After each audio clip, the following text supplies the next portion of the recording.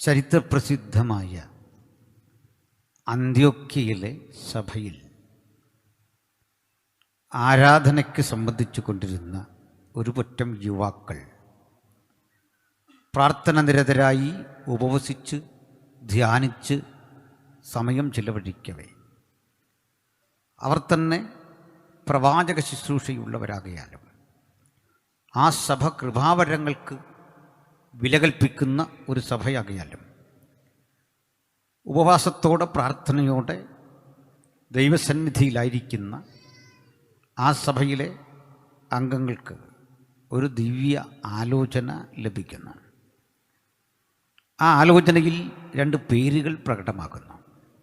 ഒന്ന്, ക്രൈസ്തവ ലോകം പിൽക്കാലത്ത് സെയിൻറ്റ് പോൾ അഥവാ വിശുദ്ധ പൗലോസ് എന്ന് വിളിച്ച തർസോസുകാരനായ ശൗൽ. രണ്ട്, ബർന്നബാസ് എന്ന പേരായ ഒരു പ്രഭാഷണ ചാതുര്യം കൊണ്ട് പ്രമുഖനായ ഒരു ദൈവദാസൻ. ഈ രണ്ടാളുകളെ ഞാൻ വിളിച്ചിരിക്കുന്ന എൻ്റെ വേലയ്ക്ക് വേണ്ടി പ്രാർത്ഥിച്ച് അയക്കുക എന്ന ഒരു ശബ്ദം കേട്ടു. ഈ ശബ്ദം കേട്ട് അനന്തരം സഭ അവർക്ക് വേണ്ടി പ്രാർത്ഥിച്ചു. സഭയിൽ നിന്ന് പ്രാർത്ഥനയുടെയും ദിവ്യാത്മാവിൻ്റെയും ശക്തിയോടെ അവർ ഇറങ്ങി പുറപ്പെട്ടു.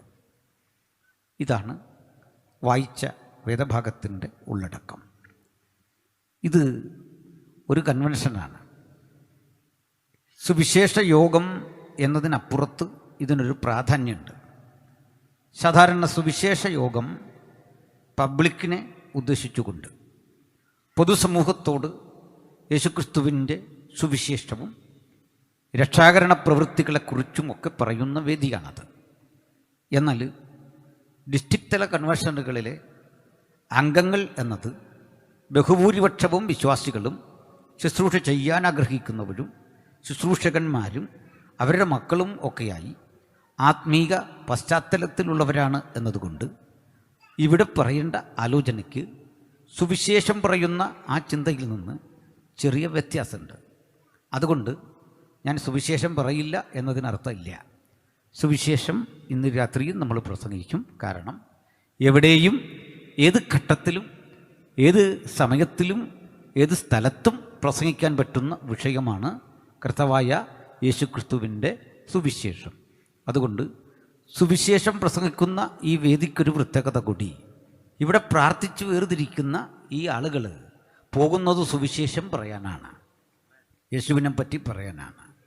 അതുകൊണ്ട് ഈ യോഗം തീരുമ്പോഴും ചില സുവിശേഷം പറയാൻ സന്നദ്ധരായി ആത്മസമർപ്പിതരായി മുമ്പോട്ട് വരണം എന്നതാണ് ഞങ്ങളുടെ പ്രാർത്ഥന.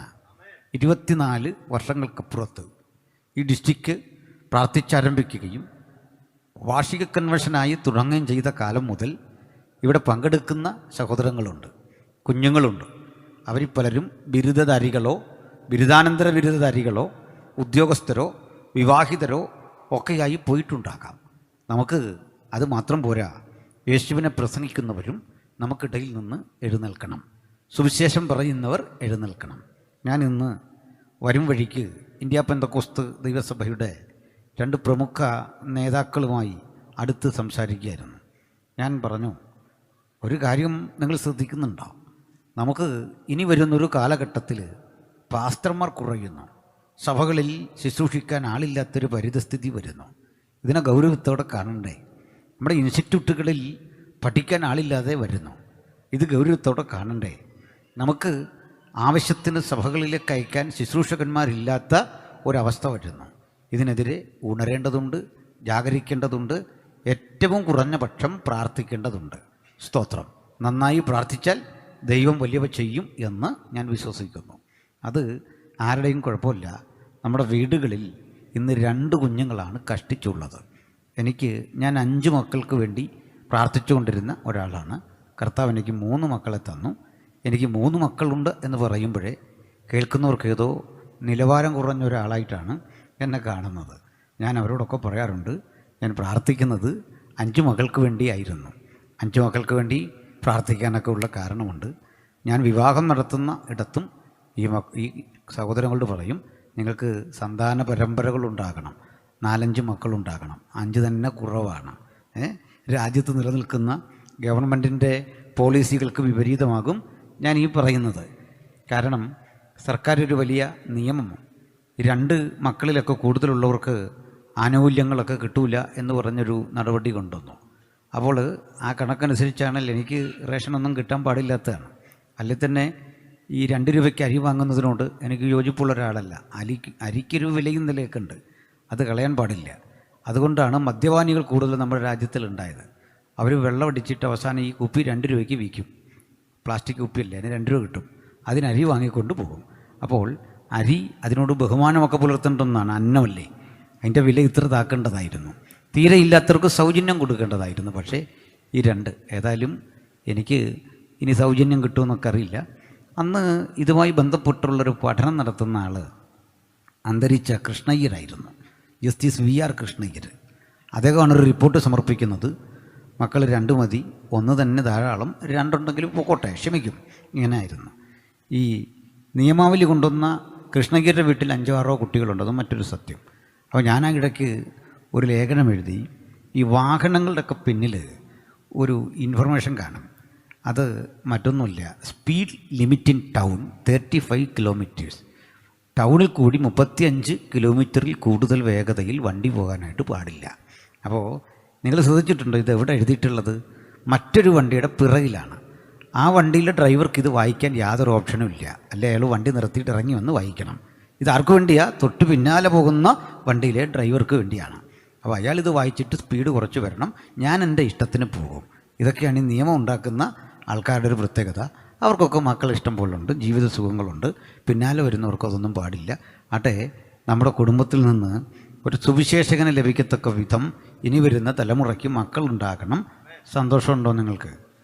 പ്രൈസ് അല്ലാഹ്. നിങ്ങൾക്കൊരു ആനന്ദം കാണുന്നില്ല. പ്രൈസ് അല്ലാഹ്. അപ്പോൾ നിങ്ങൾ തോന്നും അങ്ങനെയൊക്കെ ഒത്തിരി കുട്ടികളുണ്ടെങ്കിൽ. ഞങ്ങൾ 5 പേരാണ്, ഞാൻ ഏറ്റവും ഇളയ ആളാണ്. ഞങ്ങൾ 5 ആളുകൾ ഒരുമിച്ച് കൂടുമ്പോൾ എന്തൊരു സന്തോഷമാണ്. ഞങ്ങളുടെ മക്കളുടെ മക്കളൊക്കെ കൂടുമ്പോൾ നാട്ടിലിത് വലിയൊരു ശക്തിയാണ്. മറ്റത്യാവശ്യം കാര്യങ്ങൾ വന്നാൽ അത് പല ഗുണങ്ങളാണ്. ഒരാൾ സാമ്പത്തികമായിട്ട് അല്പം വീക്കായെന്ന് കണ്ടാൽ ബാക്കി ആളുകൾ ഒരുമിച്ച് കൂടും, മൂത്ത ജ്യേഷ്ഠനെ സഹായിക്കും. അങ്ങനെയൊക്കെ ഉള്ള വലിയൊരു സന്തോഷമാണ്. അപ്പോൾ ഈ കൂടെ ഒരാൾ പാളിപ്പോയാൽ അത് വേറെ ഗതികേടാണല്ലേ.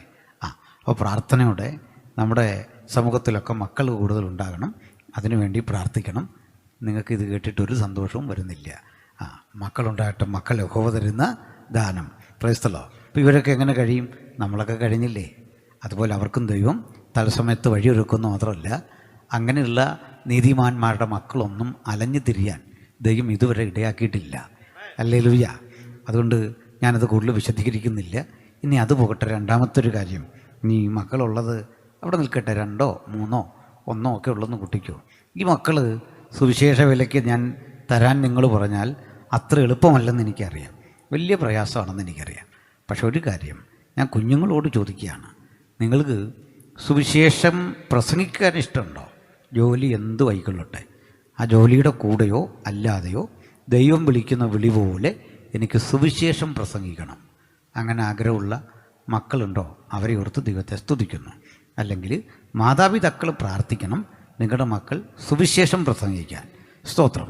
അത് സന്തോഷമുള്ളൊരു കാര്യമാണ്. മക്കളുടെ ഭാവിക്ക് വേണ്ടി പ്രാർത്ഥിക്കുന്നവരുണ്ട്.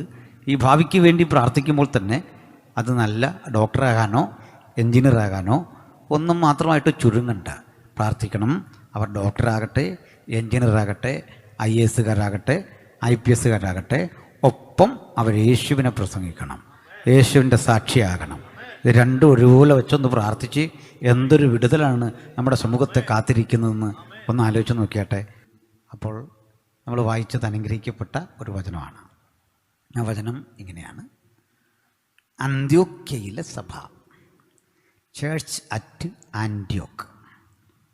ചരിത്രത്തിൽ അന്ത്യോക്യ എന്ന് പേരുള്ള 2 സ്ഥലങ്ങളുണ്ട്. അതിൽ നമുക്ക് ആവശ്യമുള്ളൊരു അന്ത്യോക്യ എടുത്താൽ മതി. അത് സിറിയയിലെ അന്ത്യോക്യയാണ്. ഇനി പിസിദിയായിലെ അന്ത്യോക്യ എന്ന മറ്റൊരു സ്ഥലമുണ്ട്. അത് നമ്മുടെ പരാമർശ വിഷയമല്ല. ഇത് സിറിയൻ ആൻറ്റിയോക്ക്. ചരിത്രപ്രസിദ്ധമായ ഒറോണ്ടസ് നദിയിൽ നിന്ന് 13 മൈൽ അകലെയായി വളരെ പ്രസിദ്ധമായ ഒരു നഗരം. ഈ നഗരം കർത്താവായ യേശുക്രിസ്തുവിന് 300 വർഷങ്ങൾക്ക് മുമ്പ് അലക്സാണ്ടറുടെ പിൻഗാമികളായി ലോകത്ത് വന്ന സെലൂക്കസ് ഭരണാധികാരികളുടേതായിരുന്നു. ഈ സ്ഥലം അന്നും ഇന്നും പ്രസിദ്ധമാണ്.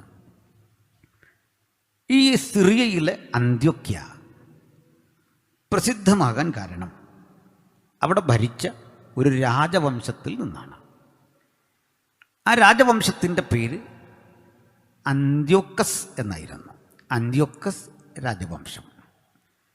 അന്ത്യോക്കസ് 1, 2, 3, 4 എന്നിങ്ങനെ ഈ രാജാക്കന്മാർക്ക് സ്ഥാനപ്പേരുണ്ടായിരുന്നു.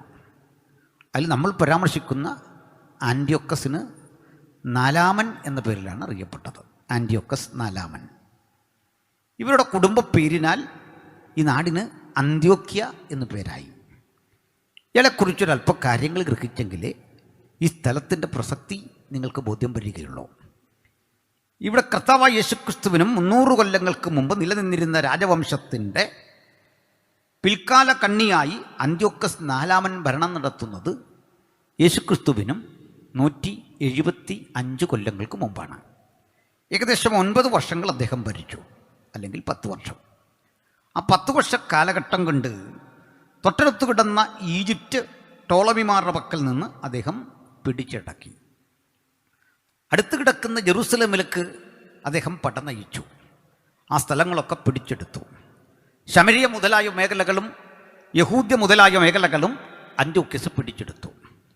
അങ്ങനെ പിടിച്ചെടുത്ത അന്ത്യോക്കസിൻ്റെ മുഴുവൻ പേര് രസാവഹമായിരുന്നു. നല്ലൊരു പേരാണ്. അയാളുടെ മുഴുവൻ പേര് ഞാൻ പറയാം. ആൻറ്റിയോക്കസ് എപ്പിഫാനസ് എന്നായിരുന്നു. ആൻറ്റിയോക്കസ് എപ്പിഫാനസ്. ആൻറ്റിയോക്കസ് എപ്പിഫാനസ് എന്നറിയപ്പെടുന്ന ഈ മനുഷ്യൻ, ആ പേരിൻ്റെ അർത്ഥം രസകരമാണ്. ദൈവം പ്രത്യക്ഷപ്പെട്ടിരിക്കുന്നു. നല്ല പേര്. പക്ഷേ അയാളുടെ കയ്യിലിരിപ്പ് കണ്ട് ആളുകൾ അദ്ദേഹത്തെക്കുറിച്ച് പറഞ്ഞു, ഭ്രാന്തൻ പ്രത്യക്ഷപ്പെട്ടിരിക്കുന്നു. അത്ര ഭ്രാന്തവും നീചവും നിന്ദ്യവുമായ നിലയിൽ അദ്ദേഹം ആ പരിസരങ്ങളെ മുഴുവൻ തൻ്റെ കാൽക്കീഴാക്കുകയും ക്രൂരമായ അടിമത്തം അടിച്ചേൽപ്പിക്കുകയും സമ്പത്ത് കൊള്ളയടിക്കുകയും ഒക്കെ ചെയ്തുകൊണ്ട് മുന്നേറി. ആ മുന്നേറ്റങ്ങൾക്കൊടുവിൽ അദ്ദേഹം വന്നടഞ്ഞ സ്ഥലം നമ്മുടെ ജെറുസലേമായിരുന്നു. ആ ജെറുസലേം അദ്ദേഹം തൻ്റെ കാൽക്കീഴാക്കി. യഹൂദിയായുടെ മിക്കവാറും ഗ്രാമങ്ങളെ മുഴുവൻ തൻ്റെ കാൽക്കീഴാക്കി. യേശുക്രിസ്തുവിനും 175 കൊല്ലങ്ങൾക്ക് മുമ്പ് ഇവിടെ മുഴുവൻ കാൽക്കീഴാക്കിയ ആൻറ്റിയോക്കസ് അടുത്ത ഘട്ടം ജെറുസലേം എന്ന മഹാനഗരത്തിലെ ദേവാലയം നിലനിൽക്കുന്ന ഇടത്തേക്ക് പടയോട്ടം നയിച്ചു. ആ പടപ്പുറപ്പാടിൽ ചെറുത്തു നിൽക്കാൻ പാകത്തിന് യഹൂദന്മാരുടെ പട്ടാളം ഒന്നും അത്ര സജ്ജമായിരുന്നില്ല. അവർക്ക് അദ്ദേഹത്തോട് പിടിച്ചു നിൽക്കാൻ വേണ്ട ശേഷി ഉണ്ടായിരുന്നില്ല. അദ്ദേഹം ജെറുസലേം ദേവാലയവും കാൽക്കീഴിലാക്കി. ചെറുത്തു നിൽക്കേണ്ടതിന് പകരം അവിടെ ഉണ്ടായിരുന്ന ലേവ്യ പുരോഹിതന്മാർ പലരും അദ്ദേഹത്തിന് മുമ്പിൽ തലകുനിച്ച് കീഴടങ്ങി ഇദ്ദേഹത്തിൻ്റെ വിനീത വിധേയരായി മാറി. പ്രമാണമുള്ള ലേവ്യ പുരോഹിതന്മാർ, പഴയ നിയമം നന്നായി പഠിച്ച ന്യായപ്രമാണത്തിൽ അഗാധ പാണ്ഡിത്യമുള്ള, അതിനോട് പ്രതിപത്തി പുലർത്തേണ്ട ഇവരാരും തന്നെ കൃത്യതയാർന്നൊരു നിലപാടെടുക്കാതെ ആൻറ്റിയോക്കസിൻ്റെ ഇരുവായ്ത്തല മുറിച്ചുള്ള വാളിനെയും അദ്ദേഹത്തിൻ്റെ വാക്കിനെയും ആജ്ഞാശക്തിയെയും ഭയന്നുകൊണ്ട് അദ്ദേഹത്തിന് കീഴടങ്ങിക്കൊണ്ട് അവിടെ പ്രവർത്തിക്കുന്ന ഘട്ടത്തിൽ ആൻറ്റിയോക്കസ് ഏറ്റവും മ്ലേച്ഛമായ ചില പ്രവൃത്തികൾ ദേവാലയത്തിൽ ചെയ്തു. ഈ ദേവാലയം ലോകത്തിലെ സകല ദേവാലയങ്ങളിൽ നിന്ന് വിഭിന്നമാണ്. ആ ദേവാലയത്തിൻ്റെ പ്രസക്തി എനിക്കും നിങ്ങൾക്കും അറിവുള്ളതാണ്. എന്താണ് അതിൻ്റെ പ്രസക്തി? ലോകത്ത് ഏകസത്യ ദൈവത്തെ ആരാധിക്കാൻ വേണ്ടി ചരിത്രത്തിൽ ആദ്യം സ്ഥാപിതമായ ഒരു ദേവാലയമായിരുന്നു അത്. നെബൂഖദ്നേസർ ഇടിച്ചു പൊളിച്ചതും മറ്റുമായ സംഭവങ്ങൾ നിൽക്ക ചെയ്ത് സെരുബ്ബാബേൽ പുതുക്കിപ്പണതും ഒക്കെ നമുക്കറിയാം. പക്ഷേ ഒരു കാര്യം വസ്തുതയാണ്, അതായിരുന്നു ചരിത്രത്തിൽ ഏകസത്യ ദൈവത്തെ ആരാധിക്കുന്ന ഒരു ജനത പടുത്തുയർത്തിയ ഭൂമിയിലെ ഒരു ദേവാലയം. ആ ദേവാലയത്തിലേക്ക് ഇന്നിരമ്പിക്കയറിയ ഈ ജാതീയ രാജാവ് എന്തൊക്കെ ചെയ്തു? ഗ്രീക്കുകാർ ആരാധിച്ചു പോരുന്ന വ്യത്യസ്ത പ്രതിമകൾ ഈ ദേവാലയത്തിനുള്ളിൽ കൊണ്ടുവന്നു വച്ചു. റോമക്കാരുടെ നിരവധി പാഗൻ ദൈവദേവ സങ്കല്പങ്ങളെ അതിനുള്ളിൽ കൊണ്ട് പ്രതിഷ്ഠിച്ചു.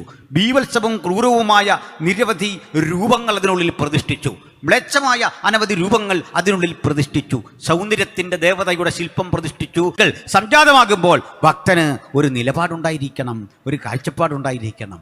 അങ്ങനെ ഇവിടെയുള്ള ആളുകളൊക്കെ മലീമസമായ ഈ ആരാധനയുടെ വഴിയിലൂടെ പോയി. മനുഷ്യർ, ജനസാമാന്യങ്ങൾ ദുഃഖിച്ചു. അവർ ആരാധനയ്ക്ക് വരാതായി. എന്ത് കാണാനാ ആരാധനയ്ക്ക് പോകുന്നത്? എന്താ അവിടെ ചൊല്ലുമ്പോൾ കിട്ടുന്നത്? ഞാനും നിങ്ങളും എന്തിനാണ് ആരാധനയ്ക്ക് പോയിക്കൊണ്ടിരുന്നത്? അവിടെ നമുക്ക് കിട്ടിയതെന്താ? അവിടെ ലഭിക്കുന്ന പണം, അവിടെ ലഭിക്കുന്ന ഭക്ഷണം, അവിടെ ലഭിക്കുന്ന പാരിതോഷികം, ഇതൊന്നുമല്ലായിരുന്നു വിഷയം. അവിടെ ചെന്ന പലർക്കും നിന്ന കിട്ടിയിട്ടുണ്ട്, അവിടെ പോയതിൻ്റെ പേരിൽ ആക്ഷേപം കിട്ടിയിട്ടുണ്ട്. പക്ഷെ നമ്മുടെ പൂർവികർ അന്നും ഈ തിരുവെഴുത്ത് നെഞ്ചേറ്റിക്കൊണ്ട് ആരാധനയ്ക്ക് വേണ്ടി ഇറങ്ങിത്തിരിച്ചതുകൊണ്ട് ഒരു നഷ്ടവും ഉണ്ടായില്ല. കാലമേറെ കഴിയും മുമ്പ് തലമുറകളെ മാനിച്ച ഒരു മഹാദൈവം നമുക്ക് വേണ്ടി ജീവിക്കുന്നു. അതുകൊണ്ട് ആരാധനയുടെ ശക്തിയും ചൈതന്യവും നിലനിൽക്കുന്നത് ആലയത്തിൻ്റെ മഹിമയിലല്ല, കെട്ടിപ്പൊക്കിയ സ്വർണ്ണ നിർമ്മിതങ്ങളായ വസ്തുക്കളുടെ വിലയിലല്ല, മറിച്ച് അവിടെ വ്യാപരിക്കുന്ന ദൈവ തേജസ്സാണ് ആലയത്തെ അനുഗ്രഹപ്രദമാക്കി തീർക്കുന്നത്. തേജസ് നഷ്ടപ്പെട്ടു, ദൈവകൃപ നഷ്ടപ്പെട്ടു, ദൈവ ആലോചന നഷ്ടപ്പെട്ടു, ദൈവകൃപ നഷ്ടപ്പെട്ടു. എങ്ങും അന്ധത വ്യാപിക്കുന്ന ഘട്ടത്തിൽ അവിടെ ഇതാ ദൈവം പ്രത്യക്ഷപ്പെട്ടു എന്ന് പേരുള്ള നിലയിൽ ഒരു ഭ്രാന്തൻ ആലയത്തിൽ കൂടി തലങ്ങും വിലങ്ങും നടക്കുന്നു, ആലയ അന്തരീക്ഷത്തെ പ്രക്ഷുബ്ധമാക്കുന്നു.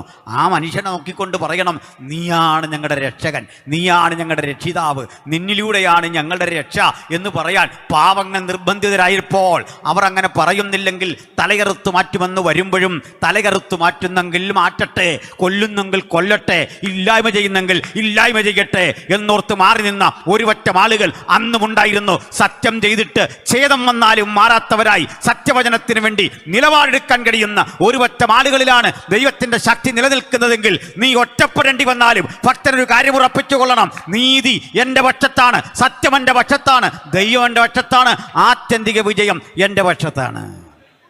Hallelujah, praise the Lord. ഈ കലാപകലുഷിതമായ അന്തരീക്ഷത്തിൽ വളരെ പ്രധാനപ്പെട്ടൊരു സംഭവം നടന്നു. എന്താ അത്? ഇവിടേക്ക് ഒരു കുടുംബം, ലേവി ഗോത്രക്കാരായ പുരോഹിത കുടുംബത്തിൽപ്പെട്ട ഒരു പറ്റം ആളുകൾ അങ്ങോട്ട് വന്നു.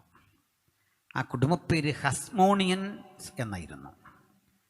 വളരെ വലിയൊരു ചരിത്രമായതുകൊണ്ട് ഞാൻ ചുരുക്കി പറയാം, നിങ്ങൾക്കെളുപ്പം മനസ്സിലാകുന്ന വിധത്തിലാണത് പറയുന്നത്. ഇവരുടെ കുടുംബമായി വിളിച്ചൊരു സ്ഥാനപ്പേരുണ്ടായിരുന്നു, മക്കാബിയന്മാർ. പേരിനൊടുവിൽ മക്കാബിയർ എന്ന് കാണും.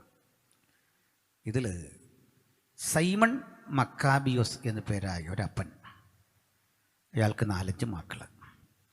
അതിലൊരുത്തൻ്റെ പേര് നിങ്ങൾ ഓർക്കും, യൂദാസ് മക്കാബിയോസ്. യൂദ എന്ന് ഓർക്കുമല്ലോ, മക്കാബിയോസ് എന്നോട് ഓർക്കും. ഓർത്തില്ലെങ്കിലും കുഴപ്പമില്ല, യൂദ എന്ന് ഓർത്താൽ മതി. യൂദാസ് മക്കാബിയോസ് എന്ന പേരുള്ള ഒരു ചെറുപ്പക്കാരനും അപ്പനും സഹോദരങ്ങളുമെല്ലാം ഈ ആലയത്തിലേക്ക് ഒരു ദിവസം ചിലത് നിശ്ചയിച്ചുറപ്പിച്ചു വന്നു. അവരകത്തേക്ക് കയറി. സാഗൂതം അവരെ മറ്റാളുകൾ നോക്കി നിൽക്കെ അങ്ങുമിങ്ങും മുഴങ്ങിക്കേൾക്കുന്ന തെറ്റായ ആരാധനയുടെ ശബ്ദങ്ങളും മന്ത്രോച്ചാരണങ്ങളും അവരുടെ കാതുകളിലും വന്നല്ലച്ചു. ദാ ഒന്നാമത് നിൽക്കുന്നു അപ്പോളോ ദേവൻ്റെ ഒരു ശില്പം, ഒരു നഗ്നപ്രതിമ. അതിനെ യൂദാസ് മക്കാബിയോസ് തൻ്റെ കാലുകൊണ്ട് ചവിട്ടി താഴെയിട്ടു. അടുത്ത ഘട്ടം ദാ നിൽക്കുന്നു സൗന്ദര്യദേവതയുടെ ശില്പം, അതിനകത്ത് പ്രതിഷ്ഠിച്ചത് ചവിട്ടി താഴെയിട്ടു. അങ്ങനെ ഓരോന്നിനെ തകർത്ത് വരുമ്പോൾ ആണ്ടിലൊരിക്കൽ മാത്രം അഹരോൻ കടന്നുപോയിക്കൊണ്ടിരുന്ന, അല്ലെങ്കിൽ മഹാപുരോഹിതൻ കിടക്കുന്ന അന്തർമന്ദിരത്തിനകത്തൊരുവനിരിക്കുന്നു. വേറെ ആരുമല്ല, ആൻറ്റിയോക്കസ് എപ്പിഫാനസ് ദ കിങ്. മക്കാബിയോസ് വിട്ടില്ല, ഉടവാൾ വലിച്ചുഞ്ഞൂരി ആഞ്ഞു വെട്ടി. പലതവണ വെട്ട് തലങ്ങും വിലങ്ങും വരുമ്പോൾ ചെറുത്തു നിൽക്കാനാവാതെ രാജാവ് കുഴങ്ങി. ഒടുക്കം കിട്ടിയ ജനാലയുടെ വാതിലിലൂടെ പുറത്തിയാടി ആൾ ഓടി രക്ഷപ്പെട്ടു.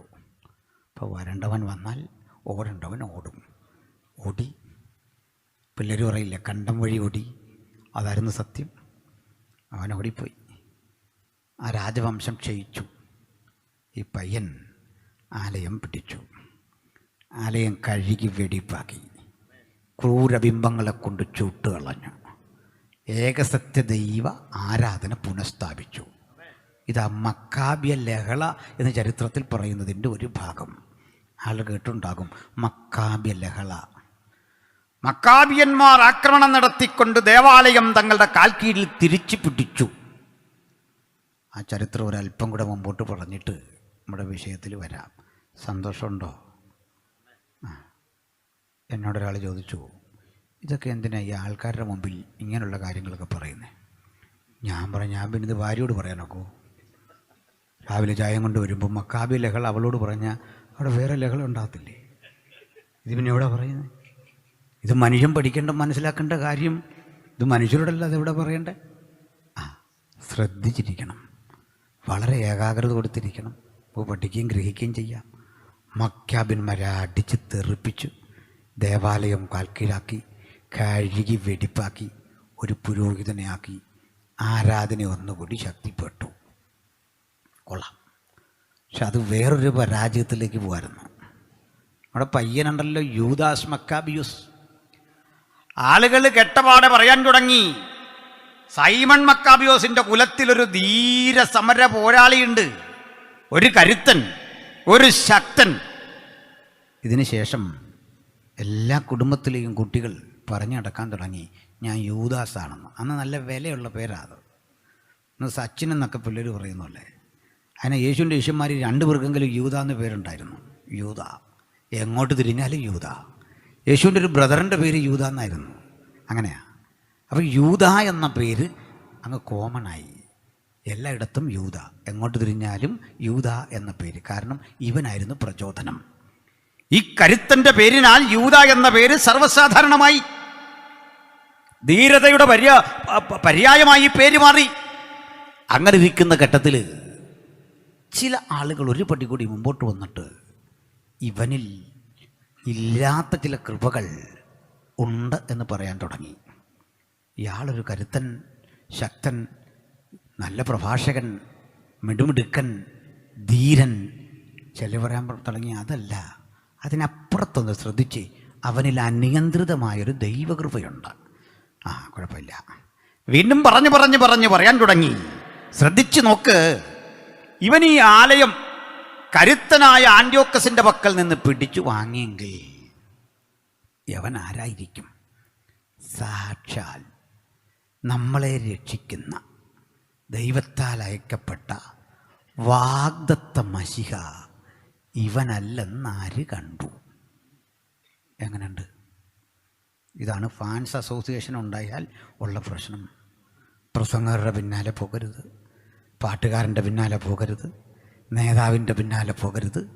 നമുക്ക് അനുഗമിക്കാൻ കൊള്ളാവുന്ന ഒരുവനെ ലോകത്തുള്ളൂ, അത് കർത്താവായ യേശു ക്രിസ്തുവാണ്. Hallelujah, hallelujah. ഈ ചെറുക്കൻ വഷളായി, ഈ ചെറുക്കൻ വല്ലതായി, അവന് വലിയ ഡിമാൻഡായി. ഒടുക്കം ഇവൻ്റെ ആഗ്രഹത്താലായതല്ലത്. അവൻ തന്നെ പറയാൻ തുടങ്ങി, അതിപ്പം നാട്ടുകാരനെ അങ്ങനെ കാണുകയാണെങ്കിൽ ഞാൻ വേണ്ടെന്ന് പറയാൻ നോക്കുമോ? അവൻ മശിഹയായി. അവനെ മശിഹ എന്ന് കാണാൻ തുടങ്ങി. തീർന്നില്ല. അവൻ്റെ ചിത്രം വരച്ചിട്ട് ആ ചിത്രത്തോട് ചേർത്ത് ആടിൻ്റെ 2 കൊമ്പുകൾ വരച്ചു ആളുകൾ. കോലാട്ടുകൊറ്റൻ്റെ 2 കൂറ്റൻ കൊമ്പുകൾ വരച്ചു. ഇപ്പോൾ ഒരു പ്രൗഢി.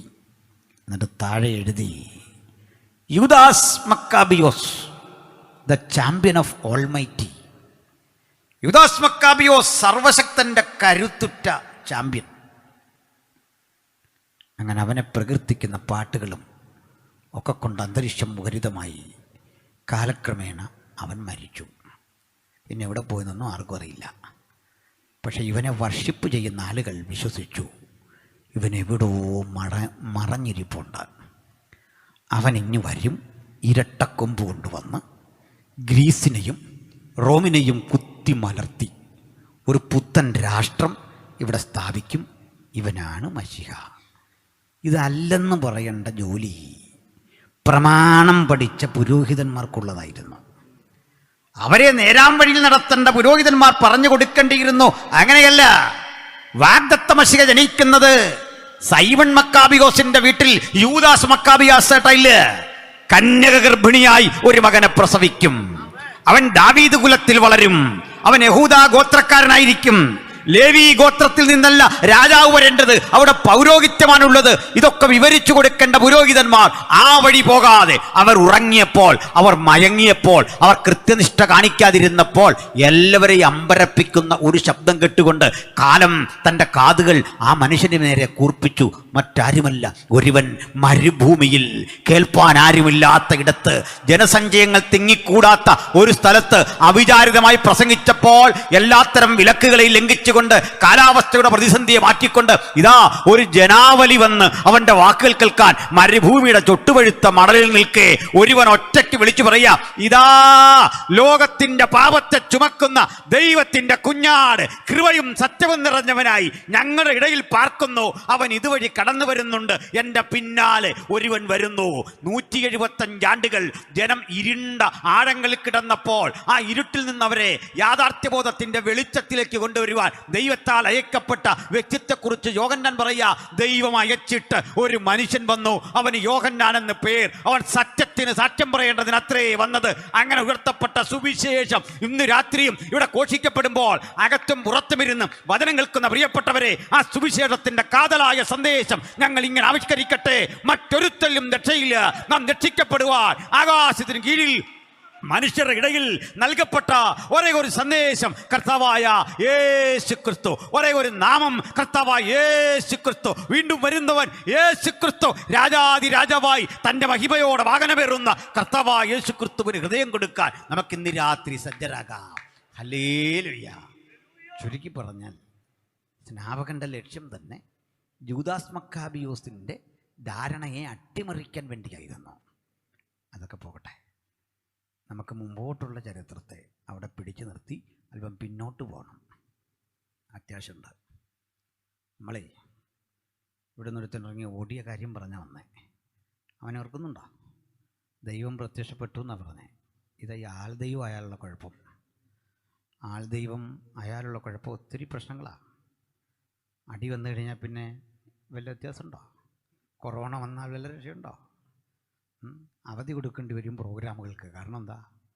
നീ സാധാരണ ഒരു മനുഷ്യൻ മാത്രമേ ഉള്ളൂ. ഏത് മനുഷ്യനും ഉറച്ചു നിന്നാൽ ഒരു ശ്വാസം, ദൈവമോ ഒരുത്തൻ മാത്രം. സകല പ്രപഞ്ചത്തിനും കാരണഭൂതനായ ദൈവം ഒരുവനാകുന്നു എന്ന പരമപ്രധാന സത്യമാണ് വിശുദ്ധ തിരുവെഴുത്ത് ലോകത്തോട് വിളിച്ചു പറയുന്നത്. ഹല്ലേലൂയ.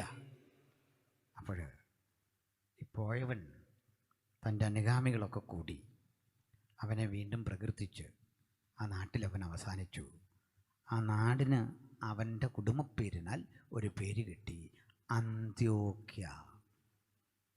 ഇത്രയും പറയാനാ അവിടെ വരെ വന്നേ. അന്ത്യോക്യ എങ്ങനെ ഉണ്ടായി എന്ന് മനസ്സിലായോ? അവിടെ ഉള്ളൊരു കേൾക്കാത്ത ലോകമില്ലെന്ന് ഞാൻ മനസ്സിലാക്കുന്നേ. പലതരത്തിൽ പല പേരുകളിൽ ഉപദേശ വ്യതിയാനങ്ങളോടെ, കാഴ്ചപ്പാടുകളിൽ വ്യതിയാനങ്ങളോടെ ക്രിസ്ത്യാനിത്വം ലോകത്തുണ്ട്. ലോകത്തിലെ ഏറ്റവും വലിയ പ്രസ്ഥാനമായി ക്രിസ്ത്യാനിറ്റി ലോകത്തുണ്ട്. അതിൻ്റെ ആരംഭം കുറിച്ചത് അന്ത്യോക്യ എന്ന ജാതീയനായ ദുരാചാരങ്ങളുടെ കാരണഭൂതനായ ഒരു രാജാവിൻ്റെ നഗരത്തിൻ്റെ ഹൃദയത്തിൽ നിന്നാണ്. നമ്മൾ വന്ന ഇടം അത്ര സുഖമുള്ള ഇടമായിരുന്നില്ല. പ്രശ്നകലുഷിതമായ മണ്ണിൽ രാജാക്കന്മാരെ ആരാധിക്കുന്ന, ചക്രവർത്തിമാരെ ആരാധിക്കുന്ന, ദുർബിംബങ്ങളെ ആരാധിക്കുന്ന ദുരാചാരങ്ങളുടെ മണ്ണിലായിരുന്നു നമ്മുടെ പിറവി. ആ പേരെങ്ങനെയാണ് കിട്ടിയതെങ്കിൽ ഇവിടെ ഇപ്പോൾ അവിടെ ഒരു സഭ, ആ സഭയിൽ ഒരു ഉപവാസ പ്രാർത്ഥന. നമ്മളിപ്പോൾ അങ്ങോട്ട് പോവുകയില്ല. ആലോചിച്ച് നോക്കി. ഇത് പറയുമ്പോൾ ഞാനും ഒരു 10-20 സഭകളുടെ ലീഡറാണ്. ചില ദിവ്യാസന്മാർ വന്ന് എന്നോട് പറയാറുണ്ട്, ദിവ്യാസനെ അവിടെ 5 കുടുംബമേ ഉള്ളൂ, ഞാൻ എന്തോ ചെയ്യും? ഞാൻ തിരിച്ചു പറയാറുണ്ട്, ഞാനെന്തോ ചെയ്യും? എനിക്കൊന്നും അത് മനസ്സിലായിട്ടില്ല, ഞാൻ എന്താ ചെയ്യേണ്ടതെന്ന്. അവസാനം ഞാനൊരു ഉപാധി വെച്ചു. ഞാൻ വരെ അവിടെയൊക്കെ ട്രാക്റ്റുമൊക്കെ കൊടുത്ത് ഉപവാസമൊക്കെ നടത്തി ഒരു 10-20 കുടുംബത്തെ ആക്കി ബ്രദറിന് തരാം, മതിയോ? അപ്പോൾ അവർക്ക് ആ ട്രോളെന്നാന്ന് മനസ്സിലായി. എൻ്റെ അർത്ഥം എന്തിനാ? എൻ്റെ പൊന്നി ചങ്ങാതി, 5 കുടുംബം പോലും ഇല്ലാതിരിക്കുമ്പോൾ ഒരിക്കൽ ഈ ബൈബിളുമായിട്ട് അതിലെ നടന്നലഞ്ഞൊരു പാവം മനുഷ്യനെ നിനക്ക് ഓർമ്മ വരുമോ? പട്ടിണിക്കതിലെ നടന്ന് യേശുവിനെ പ്രസംഗിച്ചൊരു പാവത്താൻ 10 കൊല്ലം പ്രവർത്തിച്ചിട്ടും ഒരു സ്നാനം നടത്താൻ പോലും കഴിയാതെ കഷ്ടപ്പെട്ട ഒരു സാധു. അയാളുടെ കഷ്ടപ്പാടിൻ്റെ പ്രതിഫലമാണ് ഈ 5 പേരെങ്കിൽ ഫലം കൊയ്യാൻ മാത്രം അങ്ങോട്ട് പോകുന്ന സുവിശേഷ വേലയാണ് ഈ കാലത്തിൻ്റെ ശാപം. മറിച്ച് ഭക്തൻ പറയട്ടെ, 5 5. ഞാൻ ഈ 5 കണ്ടല്ല അങ്ങോട്ട് പോകുന്നത്. 5000 50,000 എണ്ണിയാലൊടുങ്ങാത്തൊരു മഹാജനത്തിൻ്റെ പ്രവാഹത്തെ വിശ്വാസത്താൽ കണ്ടുകൊണ്ട് അങ്ങോട്ട് പോകുകയാ.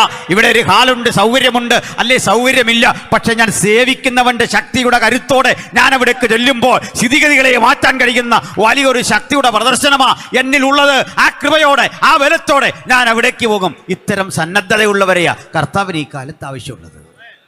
അല്ലെങ്കിൽ ക്ഷീണിച്ചു പോകും, അല്ലെങ്കിൽ തകർന്നു പോകും. ഈ കോവിഡ് തെളിയിച്ചിരിക്കുകയാണ് അത്തരം ചില സാധ്യതകളും സാഹചര്യങ്ങളും. ദൈവത്തിന് വേണ്ടുന്നവരെ തിരഞ്ഞെടുക്കാൻ ദൈവത്താൽ വന്ന സംഭവമാണെന്നാണ് ഞാൻ മനസ്സിലാക്കുന്നത്. Price the Lord. ഇതിനുശേഷം എത്ര അത്ഭുതക്കാർ വീട്ടിൽ പട്ടുപോയി നിങ്ങളൊന്ന് ആലോചിച്ച് നോക്കിയേ. എന്തെല്ലാം അട്ടഹാസങ്ങൾ!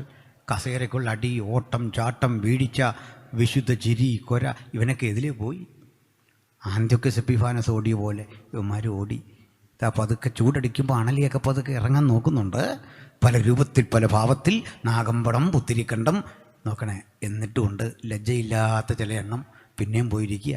ഇവിടെ നിനക്കില്ലാത്ത ഈ അത്ഭുതം നീ വിൽക്കാൻ നടക്കാതെ. എൻ്റെ അടുത്ത് അത്ഭുതം ഇല്ലെന്നൊന്നുമല്ല. യേശുവിനെ പ്രസംഗിച്ചവർക്ക് 2000 ആണ്ടായിട്ട് ഇന്നും അത്ഭുതങ്ങളുടെ ശക്തി കുറഞ്ഞിട്ടേ ഇല്ല എന്ന് വിശ്വസിക്കുന്നവരാണ് നമ്മൾ. ഹല്ലേലൂയ. 2000 ആണ്ടുകൾക്കപ്പുറത്ത് കർത്താവായ യേശു എന്ത് ചെയ്തോ അതേ ശക്തിയോടെ, അതേ ബലത്തോടെ ഇന്നും അവൻ ചെയ്തുകൊണ്ടിരിക്കുന്നു. ഈ രാത്രി അവനാൽ കഴിയാത്ത ഒരു കാര്യവുമില്ല. പക്ഷെ അത് വാണിഭച്ചരക്കാക്കാൻ ഞങ്ങൾക്ക് അധികാര അവകാശമില്ല. വിശ്വസിക്കുന്നവർക്ക് കൊണ്ട് വ്യാപരിക്കുന്ന ദൈവപരിശുദ്ധാത്മാവിന്റെ അളവറ്റ വലിപ്പത്തിൽ വിശ്വസിക്കുന്നവരാ ഞങ്ങൾ. ഈ അത്യന്ത ശക്തി നമ്മുടെ സ്വന്തമല്ല, അത് ദൈവത്തിന്റെ ദാനമത്രേ എന്ന് വരേണ്ടതിന് പകരപ്പെട്ടിരിക്കുന്നത് നമ്മുടെ മൺകൂടാരങ്ങളിലാകുന്നു. അത് ആത്മാർത്ഥമായി വിശ്വസിക്കണം. ഹല്ലേലൂയ. ഏതായാലും ആ ചർച്ചിൽ ഒരുപറ്റ ആളുകളിരുന്ന് പ്രാർത്ഥിക്കുക. ഈ പ്രാർത്ഥന നമ്മളെല്ലാം പ്രാർത്ഥിക്കാറുണ്ട്. ഓൾ നൈറ്റ്, ഹാഫ് നൈറ്റ്, ഇങ്ങനെ പലതരം പ്രാർത്ഥനകളുണ്ട്. 21, 40 ഡേയ്സ്, 7 ഡേയ്സ്, 8 ഡേയ്സ് ഒക്കെ ഉള്ള പ്രയറുകൾ നമുക്കുണ്ട്. നല്ലതാണ്. പ്രാർത്ഥന വലിയൊരു പ്രചോദനം നൽകുന്ന കാര്യം തന്നെയാണ്.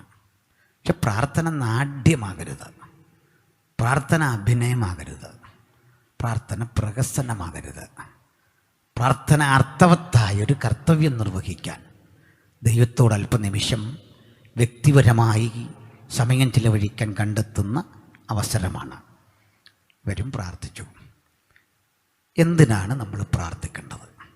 പ്രാർത്ഥന എന്താണ് ഉൽപ്പാദിപ്പിക്കുന്നത് എന്നതിൻ്റെ തെളിവാണ് ഈ വായിച്ച വാക്യങ്ങൾ. അവിടെ കിടക്കുന്നു. അന്ത്യോക്യയിലെ സഭയിൽ തോന്നുള്ള പേരുകൾ വളരെ ആവേശജനകമാണ്. തുടർന്നുള്ളൂ. അവിടെ ഒന്നുകൂടി നമുക്ക് വായിച്ചു കേൾപ്പിക്കാം. അന്ത്യോക്യയിലെ സഭയിൽ ഒന്നാമത്തെ പേര് ബർന്നബാസ്. ഇതാരാണെന്നറിയണ്ടേ? അപാരമായ വാഗ്വ്യൂഹത്തിൻ്റെ ഒരു കരുത്ത്. നമ്മൾ ബൈബിളിൽ ശ്രദ്ധിക്കാതെ പോകുന്ന 2-3 ക്യാരക്ടേഴ്സ് ഉണ്ട്. ബർന്നബാസും അപ്പല്ലോസും. ഇതാരാ കക്ഷികൾ? പൗലോസിനേക്കാൾ മീതയാണോ ഒപ്പമാണോ എന്ന് ചോദിച്ചാൽ നമുക്ക് ഉത്തരവില്ല. അത്ര കരുത്തന്മാരാ ഇവർ. 3 കൂടിയാലുള്ള അവസ്ഥ കേൾക്കണം. ഒരുത്തൻ്റെ കാര്യം പറയുക, അപ്പല്ലോസിനെ പറ്റി പറയുക. തിരുവെഴുത്തുകളിൽ അഗാധ വാഗ്വൈഭവമുള്ള, സാമർഥ്യമുള്ള അപ്പല്ലോസ് എന്ന അലക്സാണ്ട്രിയക്കാരൻ.